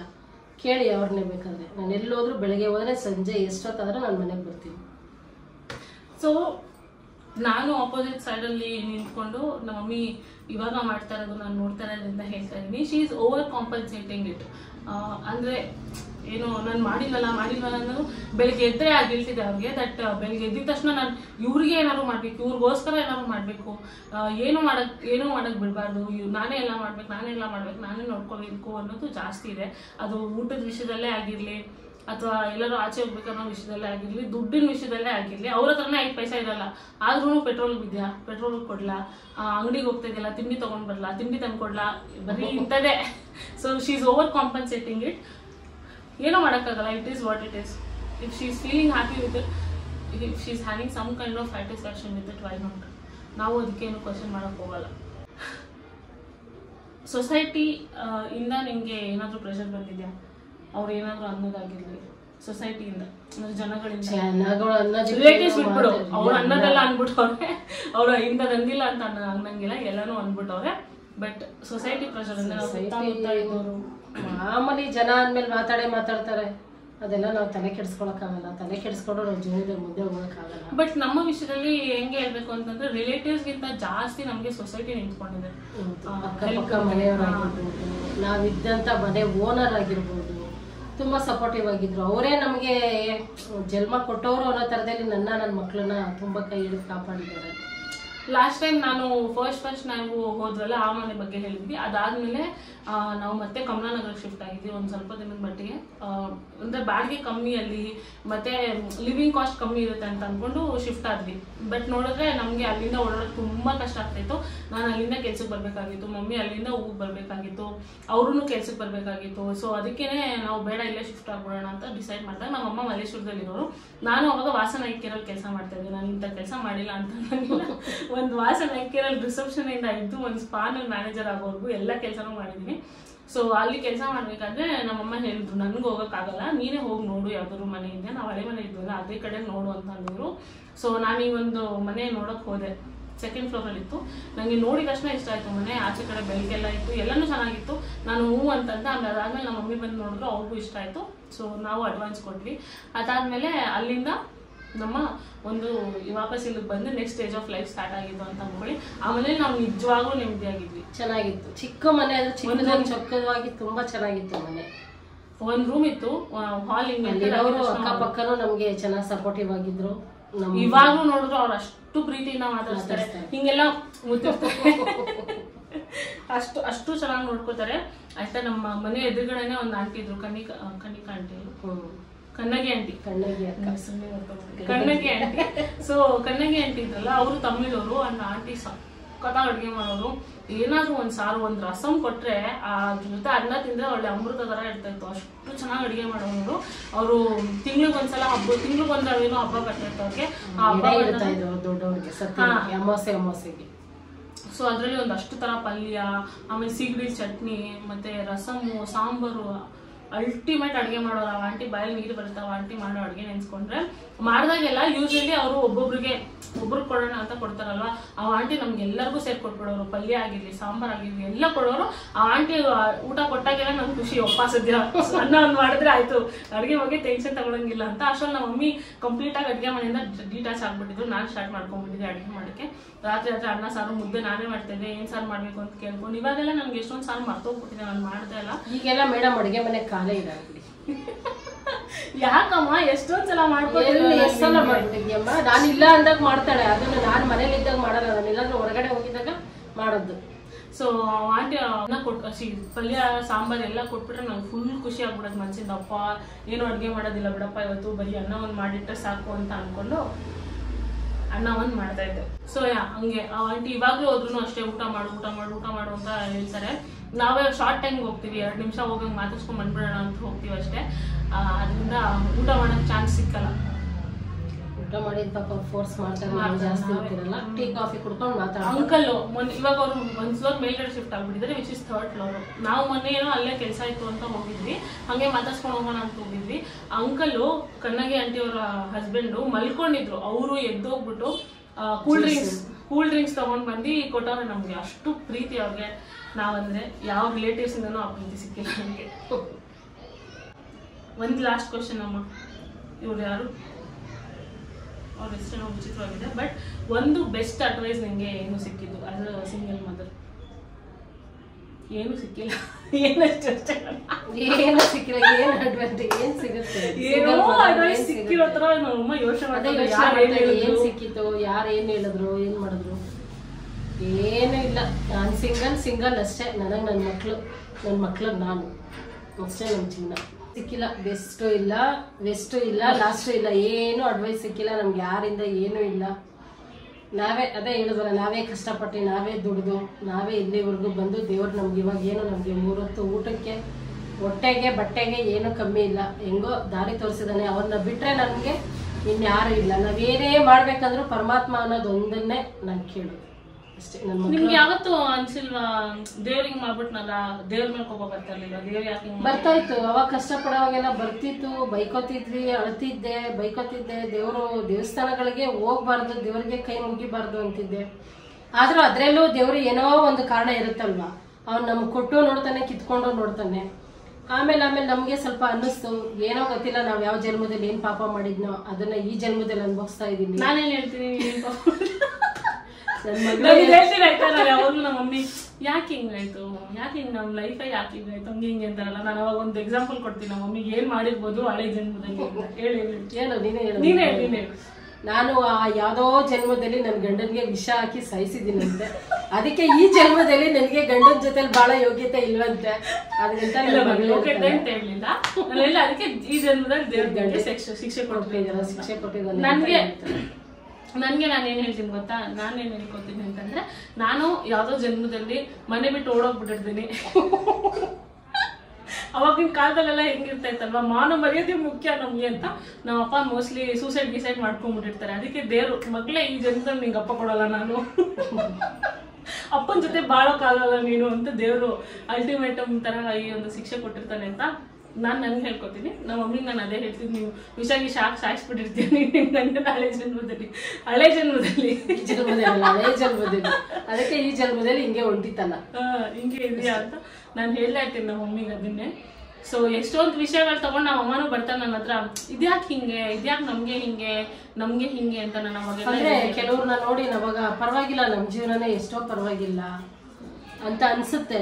ಅದು ನೋಡ್ತಾ ನಮ್ಗೆ ಜೀವನ ಅವಾಗ ಫಸ್ಟ್ ಏನ್ ಅನಿಸ್ತಾ ಇತ್ತು, ನಮ್ಗೆ ಏನೋ ಈ ತರ ಕಷ್ಟ, ನಾವೇ ಏನ್ ಪಾಪ ಮಾಡಿದ್ವು ಅಂತ ಅನ್ಸುತ್ತೆ. ಆಮೇಲೆ ನೋಡ್ತಾ 4 ಜನ ಹತ್ರ ಮಾತಾಡ್ತಾ ಗೊತ್ತಾಗುತ್ತೆ, ನಮಗಿಂತ ಇನ್ನೂ ಅಷ್ಟೇ. ಊರಿಂದ ಊರ್ ಬಿಟ್ಟು ಎಲ್ಲ ಮಕ್ಳನ್ನ ಬಿಟ್ಬಿಟ್ಟು ಬಂದು ಹೌದು, ಮಲ್ಲೇಶ್ವರಂ, ಮೈಸೂರಿಂದ, ಮತ್ತೆ ಕುಣಗಲ್ಲಿಂದ, ಮತ್ತೆ ಏನದು ಕೊಳ್ಳೇಗಾಲದಿಂದ ಪ್ರತಿಯೊಬ್ರು ಬಂದು ಅಲ್ಲಿ ವ್ಯಾಪಾರ ಮಾಡ್ತಾರೆ, ಅಲ್ಲೇ ರೋಡಲ್ಲೇ ಮಲ್ಕೊಂತಾರೆ ಪಾಪ ಫುಟ್ಪಾತ್ ಮೇಲೆ. ಅವಾಗ ಅವ್ರನ್ನೆಲ್ಲ ನೋಡಿ ಅನ್ಕೊಳ್ಳೋದು, ಹೌದಲ್ವಾ ನಮ್ಮ ಜೀವನ ಸ್ವಲ್ಪ ಪರವಾಗಿಲ್ಲ, ಇವ್ರುಗಳಿಗಿಂತ ನಮ್ಗೇನು ಅಷ್ಟೊಂದು ಕಷ್ಟ ಅಲ್ಲ ಅಂತ ಅನ್ಸಿದ್ದು ಇದೆ.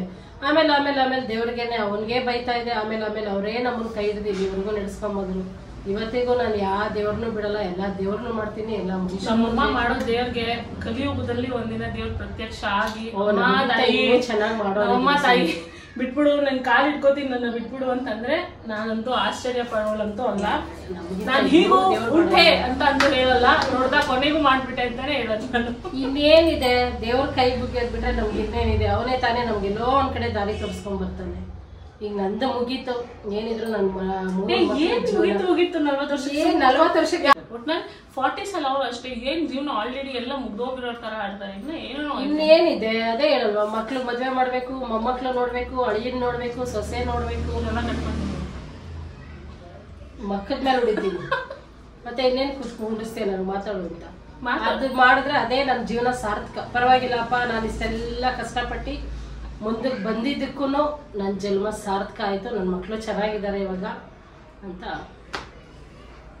ಹೇಳ್ಬೇಡದು.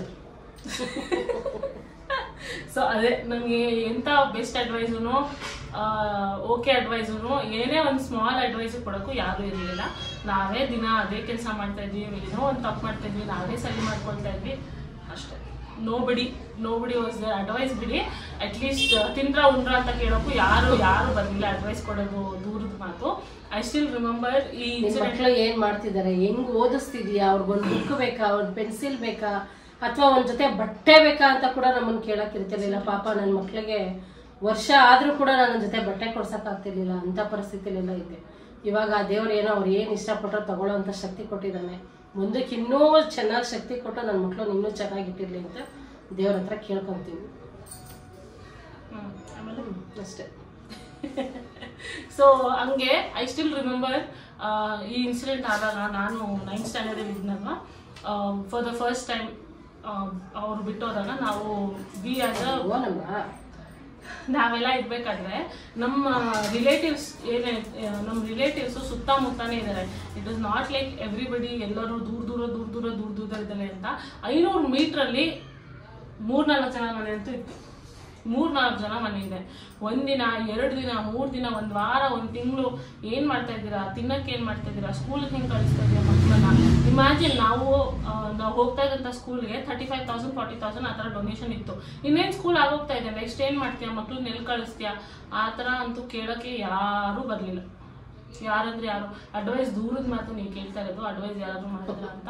ಸೊ ಅದಕ್ಕೆ when I say relatives are toxic, this is why I say it, that they are really toxic. ಏನೇ ಮಾಡ್ಬೇಕಂದ್ರೆ ನಾವೇ 4 ಜನ ಕುತ್ಕೊಂಡು ಮಾತಾಡ್ತಾ ಇದ್ವಿ, ಏನ್ ಮಾಡ್ಬೇಕು ಮುಂದೆ ಹೆಂಗೆ. ನನ್ನ ಕೈಲಂತೂ ಅಷ್ಟು ಫೀಸ್ ನಾನು ಒಂದ್ಸಷ್ಟು ಕೆಪಾಸಿಟಿ ನನ್ನ ಕೈ ಇಷ್ಟೊತ್ತರೆಗೂ ವಟ ವಟ ವಟ ವಟ ಅಂದಿದ್ದೀವಿ. ಅನ್ಫಾರ್ಚುನೇಟ್ಲಿ ಅದು ಯಾವುದೂ ರೆಕಾರ್ಡ್ ಆಗಿಲ್ಲ. ಇವತ್ತು ಲೆಗ್ ಡೇ ಇತ್ತು, ಜಿಮ್ಮಲ್ಲಿ ಕುತ್ಕೊಂಡ್ರೆ ಎನಿವೇಸ್. ಸೊ ಯಾ ಅದೇ ಲಾಸ್ಟ್ ಆಗಿದೆ. ನಾವು 4 ಜನನೇ ಕುತ್ಕೊಂಡು ನಾವೇ ಡಿಸೈಡ್, ಏನೇ ಮಾಡ್ಬೇಕಂದ್ರೂ ನಾವೇ ಡಿಸೈಡ್ ಮಾಡ್ತಾ ಇದ್ವಿ. ಹಿಂಗಿದೆ ನನ್ನ ಮಕ್ಳು ಚಿಕ್ಕವರು ಅಂತ ನಾನು ಬಿಟ್ಟಿಲ್ಲ. ನಾನು ಏನ್ ಮಾಡ್ಬೇಕಂದ್ರು, ನಾನು ₹1 ಎಲ್ಲಾದ್ರೂ ಕೊಡ್ಬೇಕಂದ್ರು, ಯಾರ ಹತ್ರನಾದ್ರೂ ಈಸ್ಕೊಂಡಿದ್ದೀನಿ ಅಂದ್ರೂ ಹೇಳು ನಾನು ಹೇಳ್ತಾ ಇದ್ದೆ ನನ್ನ ಮಕ್ಳಿಗೆ, ನೋಡ್ರಪ್ಪ ಹಿಂಗಿದೆ ನಾವೇನ್ ಮಾಡೋದು ಏನು. ನಾನು ಎಲ್ಲೇ ₹1 ನಾನು ಸೇರಿಸಿ ಇಡ್ತಾ ಇದ್ದೀನಿ ಅಂದ್ರೆ ನೋಡಿ, ಇಂಥ ಜಾಗದಲ್ಲಿ ನಾನು ಈ ಥರ ₹1 ಇಡ್ತಾ ಇದ್ದೀನಿ. 3 ಜನನೂ ಕೂರ್ಸ್ಕೊಂಡು ನಾವು ತಿಂಗಳು ಒಂದ್ಸಲಿ ಆ ಮನೆ ಮೇಲ್ಗಡೆ ಹೋಗಿ ಬೆಳೆದಿಂಗ್ಳು ಊಟ ಮಾಡ್ತಾ ಇದ್ವಿ. ನನ್ಗೆ ಇವಾಗ ಮಾಡ್ಬೇಕಂತ ಆಸೆ. ಅದನ್ನ ನಮ್ಮ ಮನೆಗೆ ಹೋಗಿ ನನ್ನ ಮಕ್ಳಿಗೆ ಬೆಳೆದಿಂಗ್ಳು ಊಟ ತಿನ್ನಿಸ್ತೀವಿ. ತಿಂಗಳು ಒಂದ್ಸಲ ನಾವು ಮೇಲೆ ಟೆರೆಸ್ ಮೇಲೆ ಹೋಗ್ಬಿಟ್ಟು ಬೆಳೆದಿಂಗ್ಳು ಊಟ ಕೈ ತೂತ್ ಕೊಡ್ತಾ ಇದ್ದೆ ನನ್ನ ಮಕ್ಳಿಗೆ. ಅವಾಗ ನಾನು ಕುತ್ಕೊಂಡು ನಾವು 4 ಜನನು ಮಾತಾಡ್ತಾ ಇದ್ವಿ, ಡಿಸ್ಕಸ್ ಮಾಡ್ತಾ ಇದ್ವಿ ಏನ್ ಮಾಡ್ಬೇಕು, ಏನು ನಾವ್ ಹೆಂಗೆ ನಮ್ಮ ಮುಂದಿನ ಜೀವನ ಹೆಂಗ್ ಮಾಡ್ಬೇಕು ಏನು ಅನ್ನೋದನ್ನ ನಮ್ಮ ಮಕ್ಳ ಹತ್ರ ನಾನು ಕುತ್ಕೊಂಡು ಮಾತಾಡ್ತಾ ಇದ್ದೆ. ನನ್ನ ಮಕ್ಳು ಚಿಕ್ಕವರಾದ್ರೂ ನನ್ಗಷ್ಟೇ ಧೈರ್ಯ ಕೊಡ್ತಾ ಇದ್ರು, ಅಷ್ಟೇ ಚೆನ್ನಾಗಿ ನನಗೆ ಸಪೋರ್ಟಿವ್ ಆಗಿದ್ರು. ಹೇಗೋ ನಮ್ಮ ಜೀವನ ಇಲ್ಲಿವರೆಗೂ ಬಂತು. ಇವಾಗಲೇ ಟೈಮ್ ಇಲ್ಲ ನಮ್ಗೆ ಕುತ್ಕೊಂಡು ಮಾತಾಡೋದಕ್ಕೆ. ಒಬ್ರ ಕೈಗೆ ಸಿಕ್ಕಾರೆ ಒಬ್ರ ಕೈಗೆ ಸಿಗಲ್ಲ. ಸೊ ವೆರಿ ರೀಸೆಂಟ್ಲಿ ಒಂದು ಸ್ವಲ್ಪ ವರ್ಷಗಳ ಹಿಂದೆ ನಾನು ಒಂದು ರಿಲೇಟಿವ್ನ ಕನ್ಫ್ರಂಟ್ ಮಾಡಿದ್ದೆ. ದಟ್ ನೀವು ಯಾವತ್ತು ಬಂದು ನಮ್ಮನ್ನ ಕೇಳಲಿಲ್ಲ, ನಾವು ಹೆಂಗಿದ್ದೀವಿ, ತಿಂದ್ವಾ ಇಲ್ವಾ, ಓದ್ತಾ ಇದೀವಾ ಇಲ್ವಾ, ಅದೆಲ್ಲ ಏನೂ ಕೇಳಿಲ್ಲ ಅಂತ ನಾನು ಕೇಳಿದ್ದೆ ಅವ್ರನ್ನ. ಅವಾಗ ಅವ್ರು ಏನು ಹೇಳಿದ್ರು ಗೊತ್ತಾ, ನಾವು ಬಂದಿದ್ದೀವಿ, ನಾವು ಕೇಳಿದ್ದೀವಿ, ಅಮ್ಮನ ಸಹಾಯನೂ ಮಾಡ್ತಾ ಇದ್ವಿ, ನಿನಗದು ಗೊತ್ತಿಲ್ಲ, ನೀನು ಮರ್ತೋಗಿದ್ಯಾ ಅಂತಂದು. ಎಷ್ಟು ವರ್ಷ ಆವಾಗ ನನಗೆ 9ನೇ ಕ್ಲಾಸ್, ನಾನು ಎಷ್ಟು ವರ್ಷ ಇರುತ್ತೆ, 14 ವರ್ಷ. ಸೊ ಹಂಗನ್ನೋರು. ಸೊ ಅದಾದ್ಮೇಲೆ ನಾನು ಹೋಗ್ತೇ ಬಿಟ್ಬಿಟ್ಟೆ. I mean like I don't care.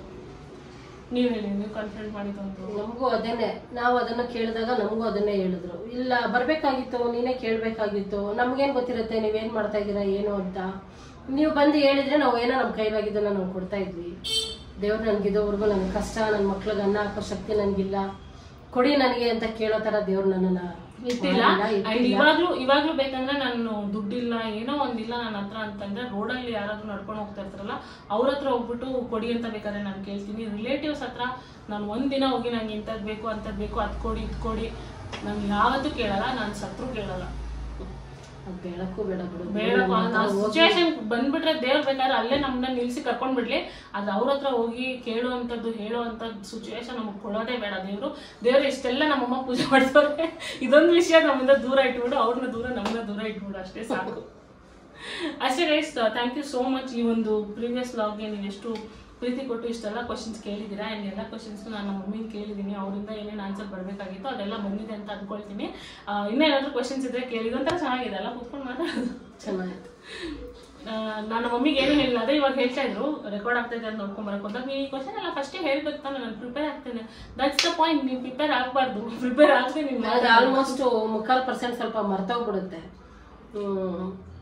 ಏನ್ ಹೇಳೋದು, ಅದಕ್ಕೆ ಹೇಳ್ತಾ ಇದೆ. ಮುಂಚೆನೆ ನೀನ್ ಹೇಳಿದ್ರೆ ನಾವೇನು ಎತ್ತ ಅಂತ ಮಾತಾಡ್ಬಿಟ್ಟು ಆಮೇಲೆ ಹೇಳ್ಬೋದಲ್ವ, ಹಂಗ್ ಮಾಡಬಾರ್ದು. ಸಡನ್ ಆಗಿ ಕೇಳೋದೇ ಚೆನ್ನಾಗಿರುತ್ತೆ. ಕ್ಯಾಂಡಿಡೇಟ್ ಆಗಿರ್ಬೇಕು, ಕಾನ್ವರ್ಸೇಷನ್ ನೆನಪಿಸ್ಕೊಂಡು ಬರ್ಬೇಕು, ಎಲ್ಲ ಏನೇನು ಹೇಳ್ಬೇಕು ಅನ್ನೋದು. I believe in candidate conversation. So ಅದಕ್ಕೆ ನಮ್ಮ ಮಮ್ಮಿಗೆ ನಾನು ಏನೂ ಹೇಳಲ್ಲ. ಬೆಳಗ್ಗೆ ಹೇಳಿದ್ದೆ ಈ ಥರ ಬ್ಲಾಗ್ ಶೂಟ್ ಮಾಡೋಣ ಅಂತ. ಆಲ್ರೆಡಿ 8 ಗಂಟೆ ಆಗುತ್ತೆ. ನಾನು ಇವಾಗ ಎಡಿಟ್ ಮಾಡಿದ್ದೀನಿ, ಹಾಕ್ತೀನಿ. ಲೇಟ್ ಆದರೂ ಬರುತ್ತೆ, ಪ್ಲೀಸ್ ನೋಡಿ. ಇಲ್ಲಾಂದ್ರೆ ನಾಳೆ ಬೆಳಿಗ್ಗೆ ಎದ್ದು ನೋಡಿ. ಯಾಕಂದರೆ ನಾನು ಇವತ್ತು ಬ್ಲಾಗ್ ಹಾಕ್ತೀನಿ. ನಾಳೆ ನೋಡಿದ್ರು ನೀವು ಓಕೆನಾ. Thank you so much Geetha ಅವರೇ, ಈ ಒಂದು ಎಪಿಸೋಡಲ್ಲಿ ಭಾಗಿಯಾಗಿ ಎಲ್ಲ ನಮ್ಮೆಲ್ಲ ಕ್ವಶನ್ಸ್ಗೂ ಆನ್ಸರ್ ಮಾಡಿದ್ದಕ್ಕೆ. ಈ ಥರ ಮುಂದಿನ ಎಪಿಸೋಡ್ಸಲ್ಲೂ ಬರ್ತಿರ್ತೀರಾ. ಕಾಸು ದುಡ್ಡೆಲ್ಲ ನನಗೆ ಎಲ್ಲಾರ ಅಭಿಮಾನ ಇದ್ರೆ ಸಾಕು.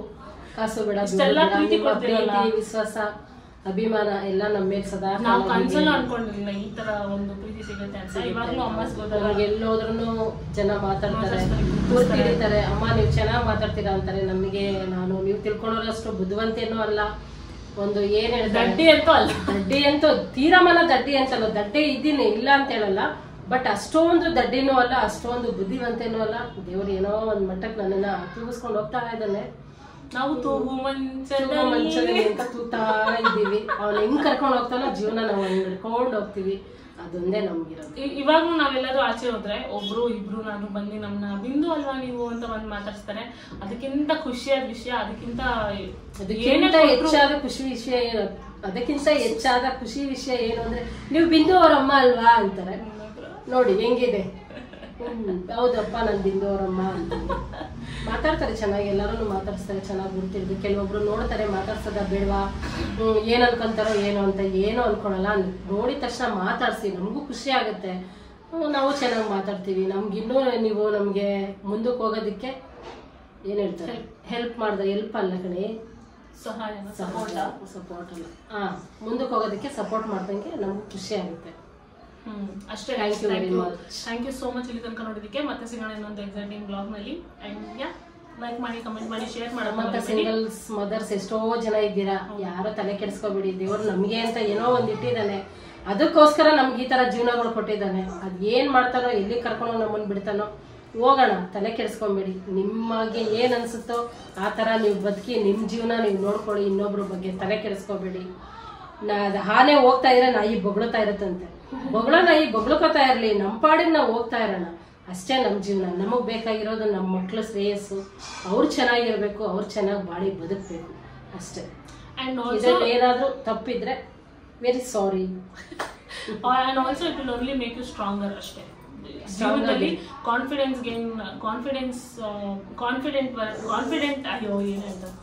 ಕಾನ್ಫಿಡೆನ್ಸ್ ನ ಬೆಳೆಸುತ್ತೆ. ಅಂಡ್ ಏನೇ ಬಂದ್ರು ಸಾಧಿಸ್ಬೋದು ಜೀವನದಲ್ಲಿ ಅನ್ನೋ ಒಂದು ಧೈರ್ಯ ಇರುತ್ತೆ. ಬೆಟ್ಟಕ್ಕೆ ಕುಟ್ಟದಷ್ಟು ಬೆಟ್ಟ ಗಟ್ಟಿ ಆಗ್ತಾ ಹೋಗುತ್ತೆ, ಏನೂ ಮಾಡಕ್ಕಾಗಲ್ಲ. ನಾನೊಂದು ಸ್ಮಾಲ್ ಎಕ್ಸಾಂಪಲ್ ಕೊಡ್ತೀನಿ. ವೆರಿ ಅನ್ಫಾರ್ಚುನೇಟ್ ಸಿಚುವೇಶನ್ ಆಯ್ತಾ. It is not like I should glamorize it, but ಅಷ್ಟೆಲ್ಲ ಕಷ್ಟ ನಮ್ಮಮ್ಮ ಪಟ್ಟಿದ್ದಕ್ಕೇನೆ ಒಬ್ಬರೇ ನಿಂತ್ಕೊಂಡು 1 ವರ್ಷ ಟೈಮ್ ತಗೊಂಡು ಅಷ್ಟು ದುಡ್ಡು ಮನೇನ ಕಟ್ಸೋಕ್ಕಾಗಿದ್ದು. ನೀನು ಅದೇ ಥರ ಇದ್ದಿದ್ರೆ, ಯಾವಾಗ ನಾವು ಚಿಕ್ಕ ಹುಡುಗರಲ್ಲಿ ಹಂಗಿದ್ರೆ ನಿಂಗೆ ಅಷ್ಟು ಕಾನ್ಫಿಡೆನ್ಸ್ ಇರ್ತಾಯ್ತಾ ನಿಮ್ಮ ಮನೆ? ಚಾನ್ಸೇ ಇಲ್ಲ. ಐ ಸ್ಟಿಲ್ ರಿಮೆಂಬರ್ ನಮ್ಮಮ್ಮ ಅವಾಗಿನ ಅರ್ಲಿ 30s ಇರ್ತಾರೆ. ಸೊ ಅವ್ರು ಎಷ್ಟು ಅಂದರೆ ಎಷ್ಟು ಆ ಬೋಲ್ಡ್ನೆಸ್ ಇರಲಿಲ್ಲ ಅವರಲ್ಲಿ, ಆ ಕಾನ್ಫಿಡೆನ್ಸ್ ಇರಲಿಲ್ಲ ಅನ್ನೋದು ನಾನು ನೋಡಿದ್ದೀನಿ. And she rising as a very confident ವುಮೆನ್ನು ನಾನು ನೋಡಿದ್ದೀನಿ. ಸೊ ಅದೆಲ್ಲ ಸಿಚುವೇಶನ್ ಇದ್ದಿಲ್ಲ ಅಂದಿದ್ರೆ ಅವ್ರು ಅಷ್ಟು ಧೈರ್ಯವಾಗಿ ನಿಂತ್ಕೊಂಡು ಮನೆ ಕಟ್ಸೋಕ್ಕೂ ಆಗ್ತಾ ಇರಲಿಲ್ಲ.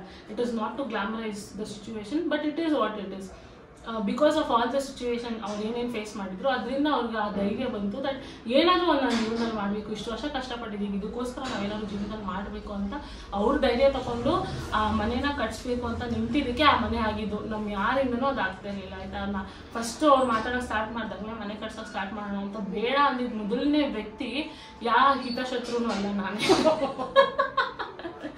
ಅಮ್ಮ ದುಡ್ಡೆಲ್ಲಿಂದ ತರೋಣ, ನಮಗೆ ಲೋನ್ ಗೀನೆಲ್ಲ ಬೇಡ, ನಾನು ಸಾಲ ಅಂದರೆ ಈಗಲೇ 3 ಮೈಲಿ ದೂರ ಹೊಡ್ತೀನಿ ಆಯ್ತಾ, ನನಗೆ ಸಾಲ ಆಗಿಲ್ಲ ಅಂದರೆ ನಿದ್ದೆ ಬರಲ್ಲ ಅಂತಂದ್ರೆ ನಾವು ಸಾಲ ಮಾಡೋದು ಬೇಡ ಬೇಡ ಬೇಡ ಅಂತ ನಾನೇ ಒಂದಷ್ಟು ವರ್ಷ ಹೇಳ್ಕೊಂಡು ಬಂದಿದ್ದೀನಿ. ಬಟ್ ಅವ್ರು ಯಾವಾಗ ಕಾನ್ಫಿಡೆಂಟ್ ಆಗಿಲ್ಲ, ಮಾಡೋಣ ಅದೇನಾಗುತ್ತೋ ಆಗಲಿ ಅಂತಂದ್ಮೇಲೆ ನಾನು ಸರಿ ಆಯಿತು ಅಂತ ಸುಮ್ಮನೆ ಆಗ್ಬಿಟ್ಟೆ.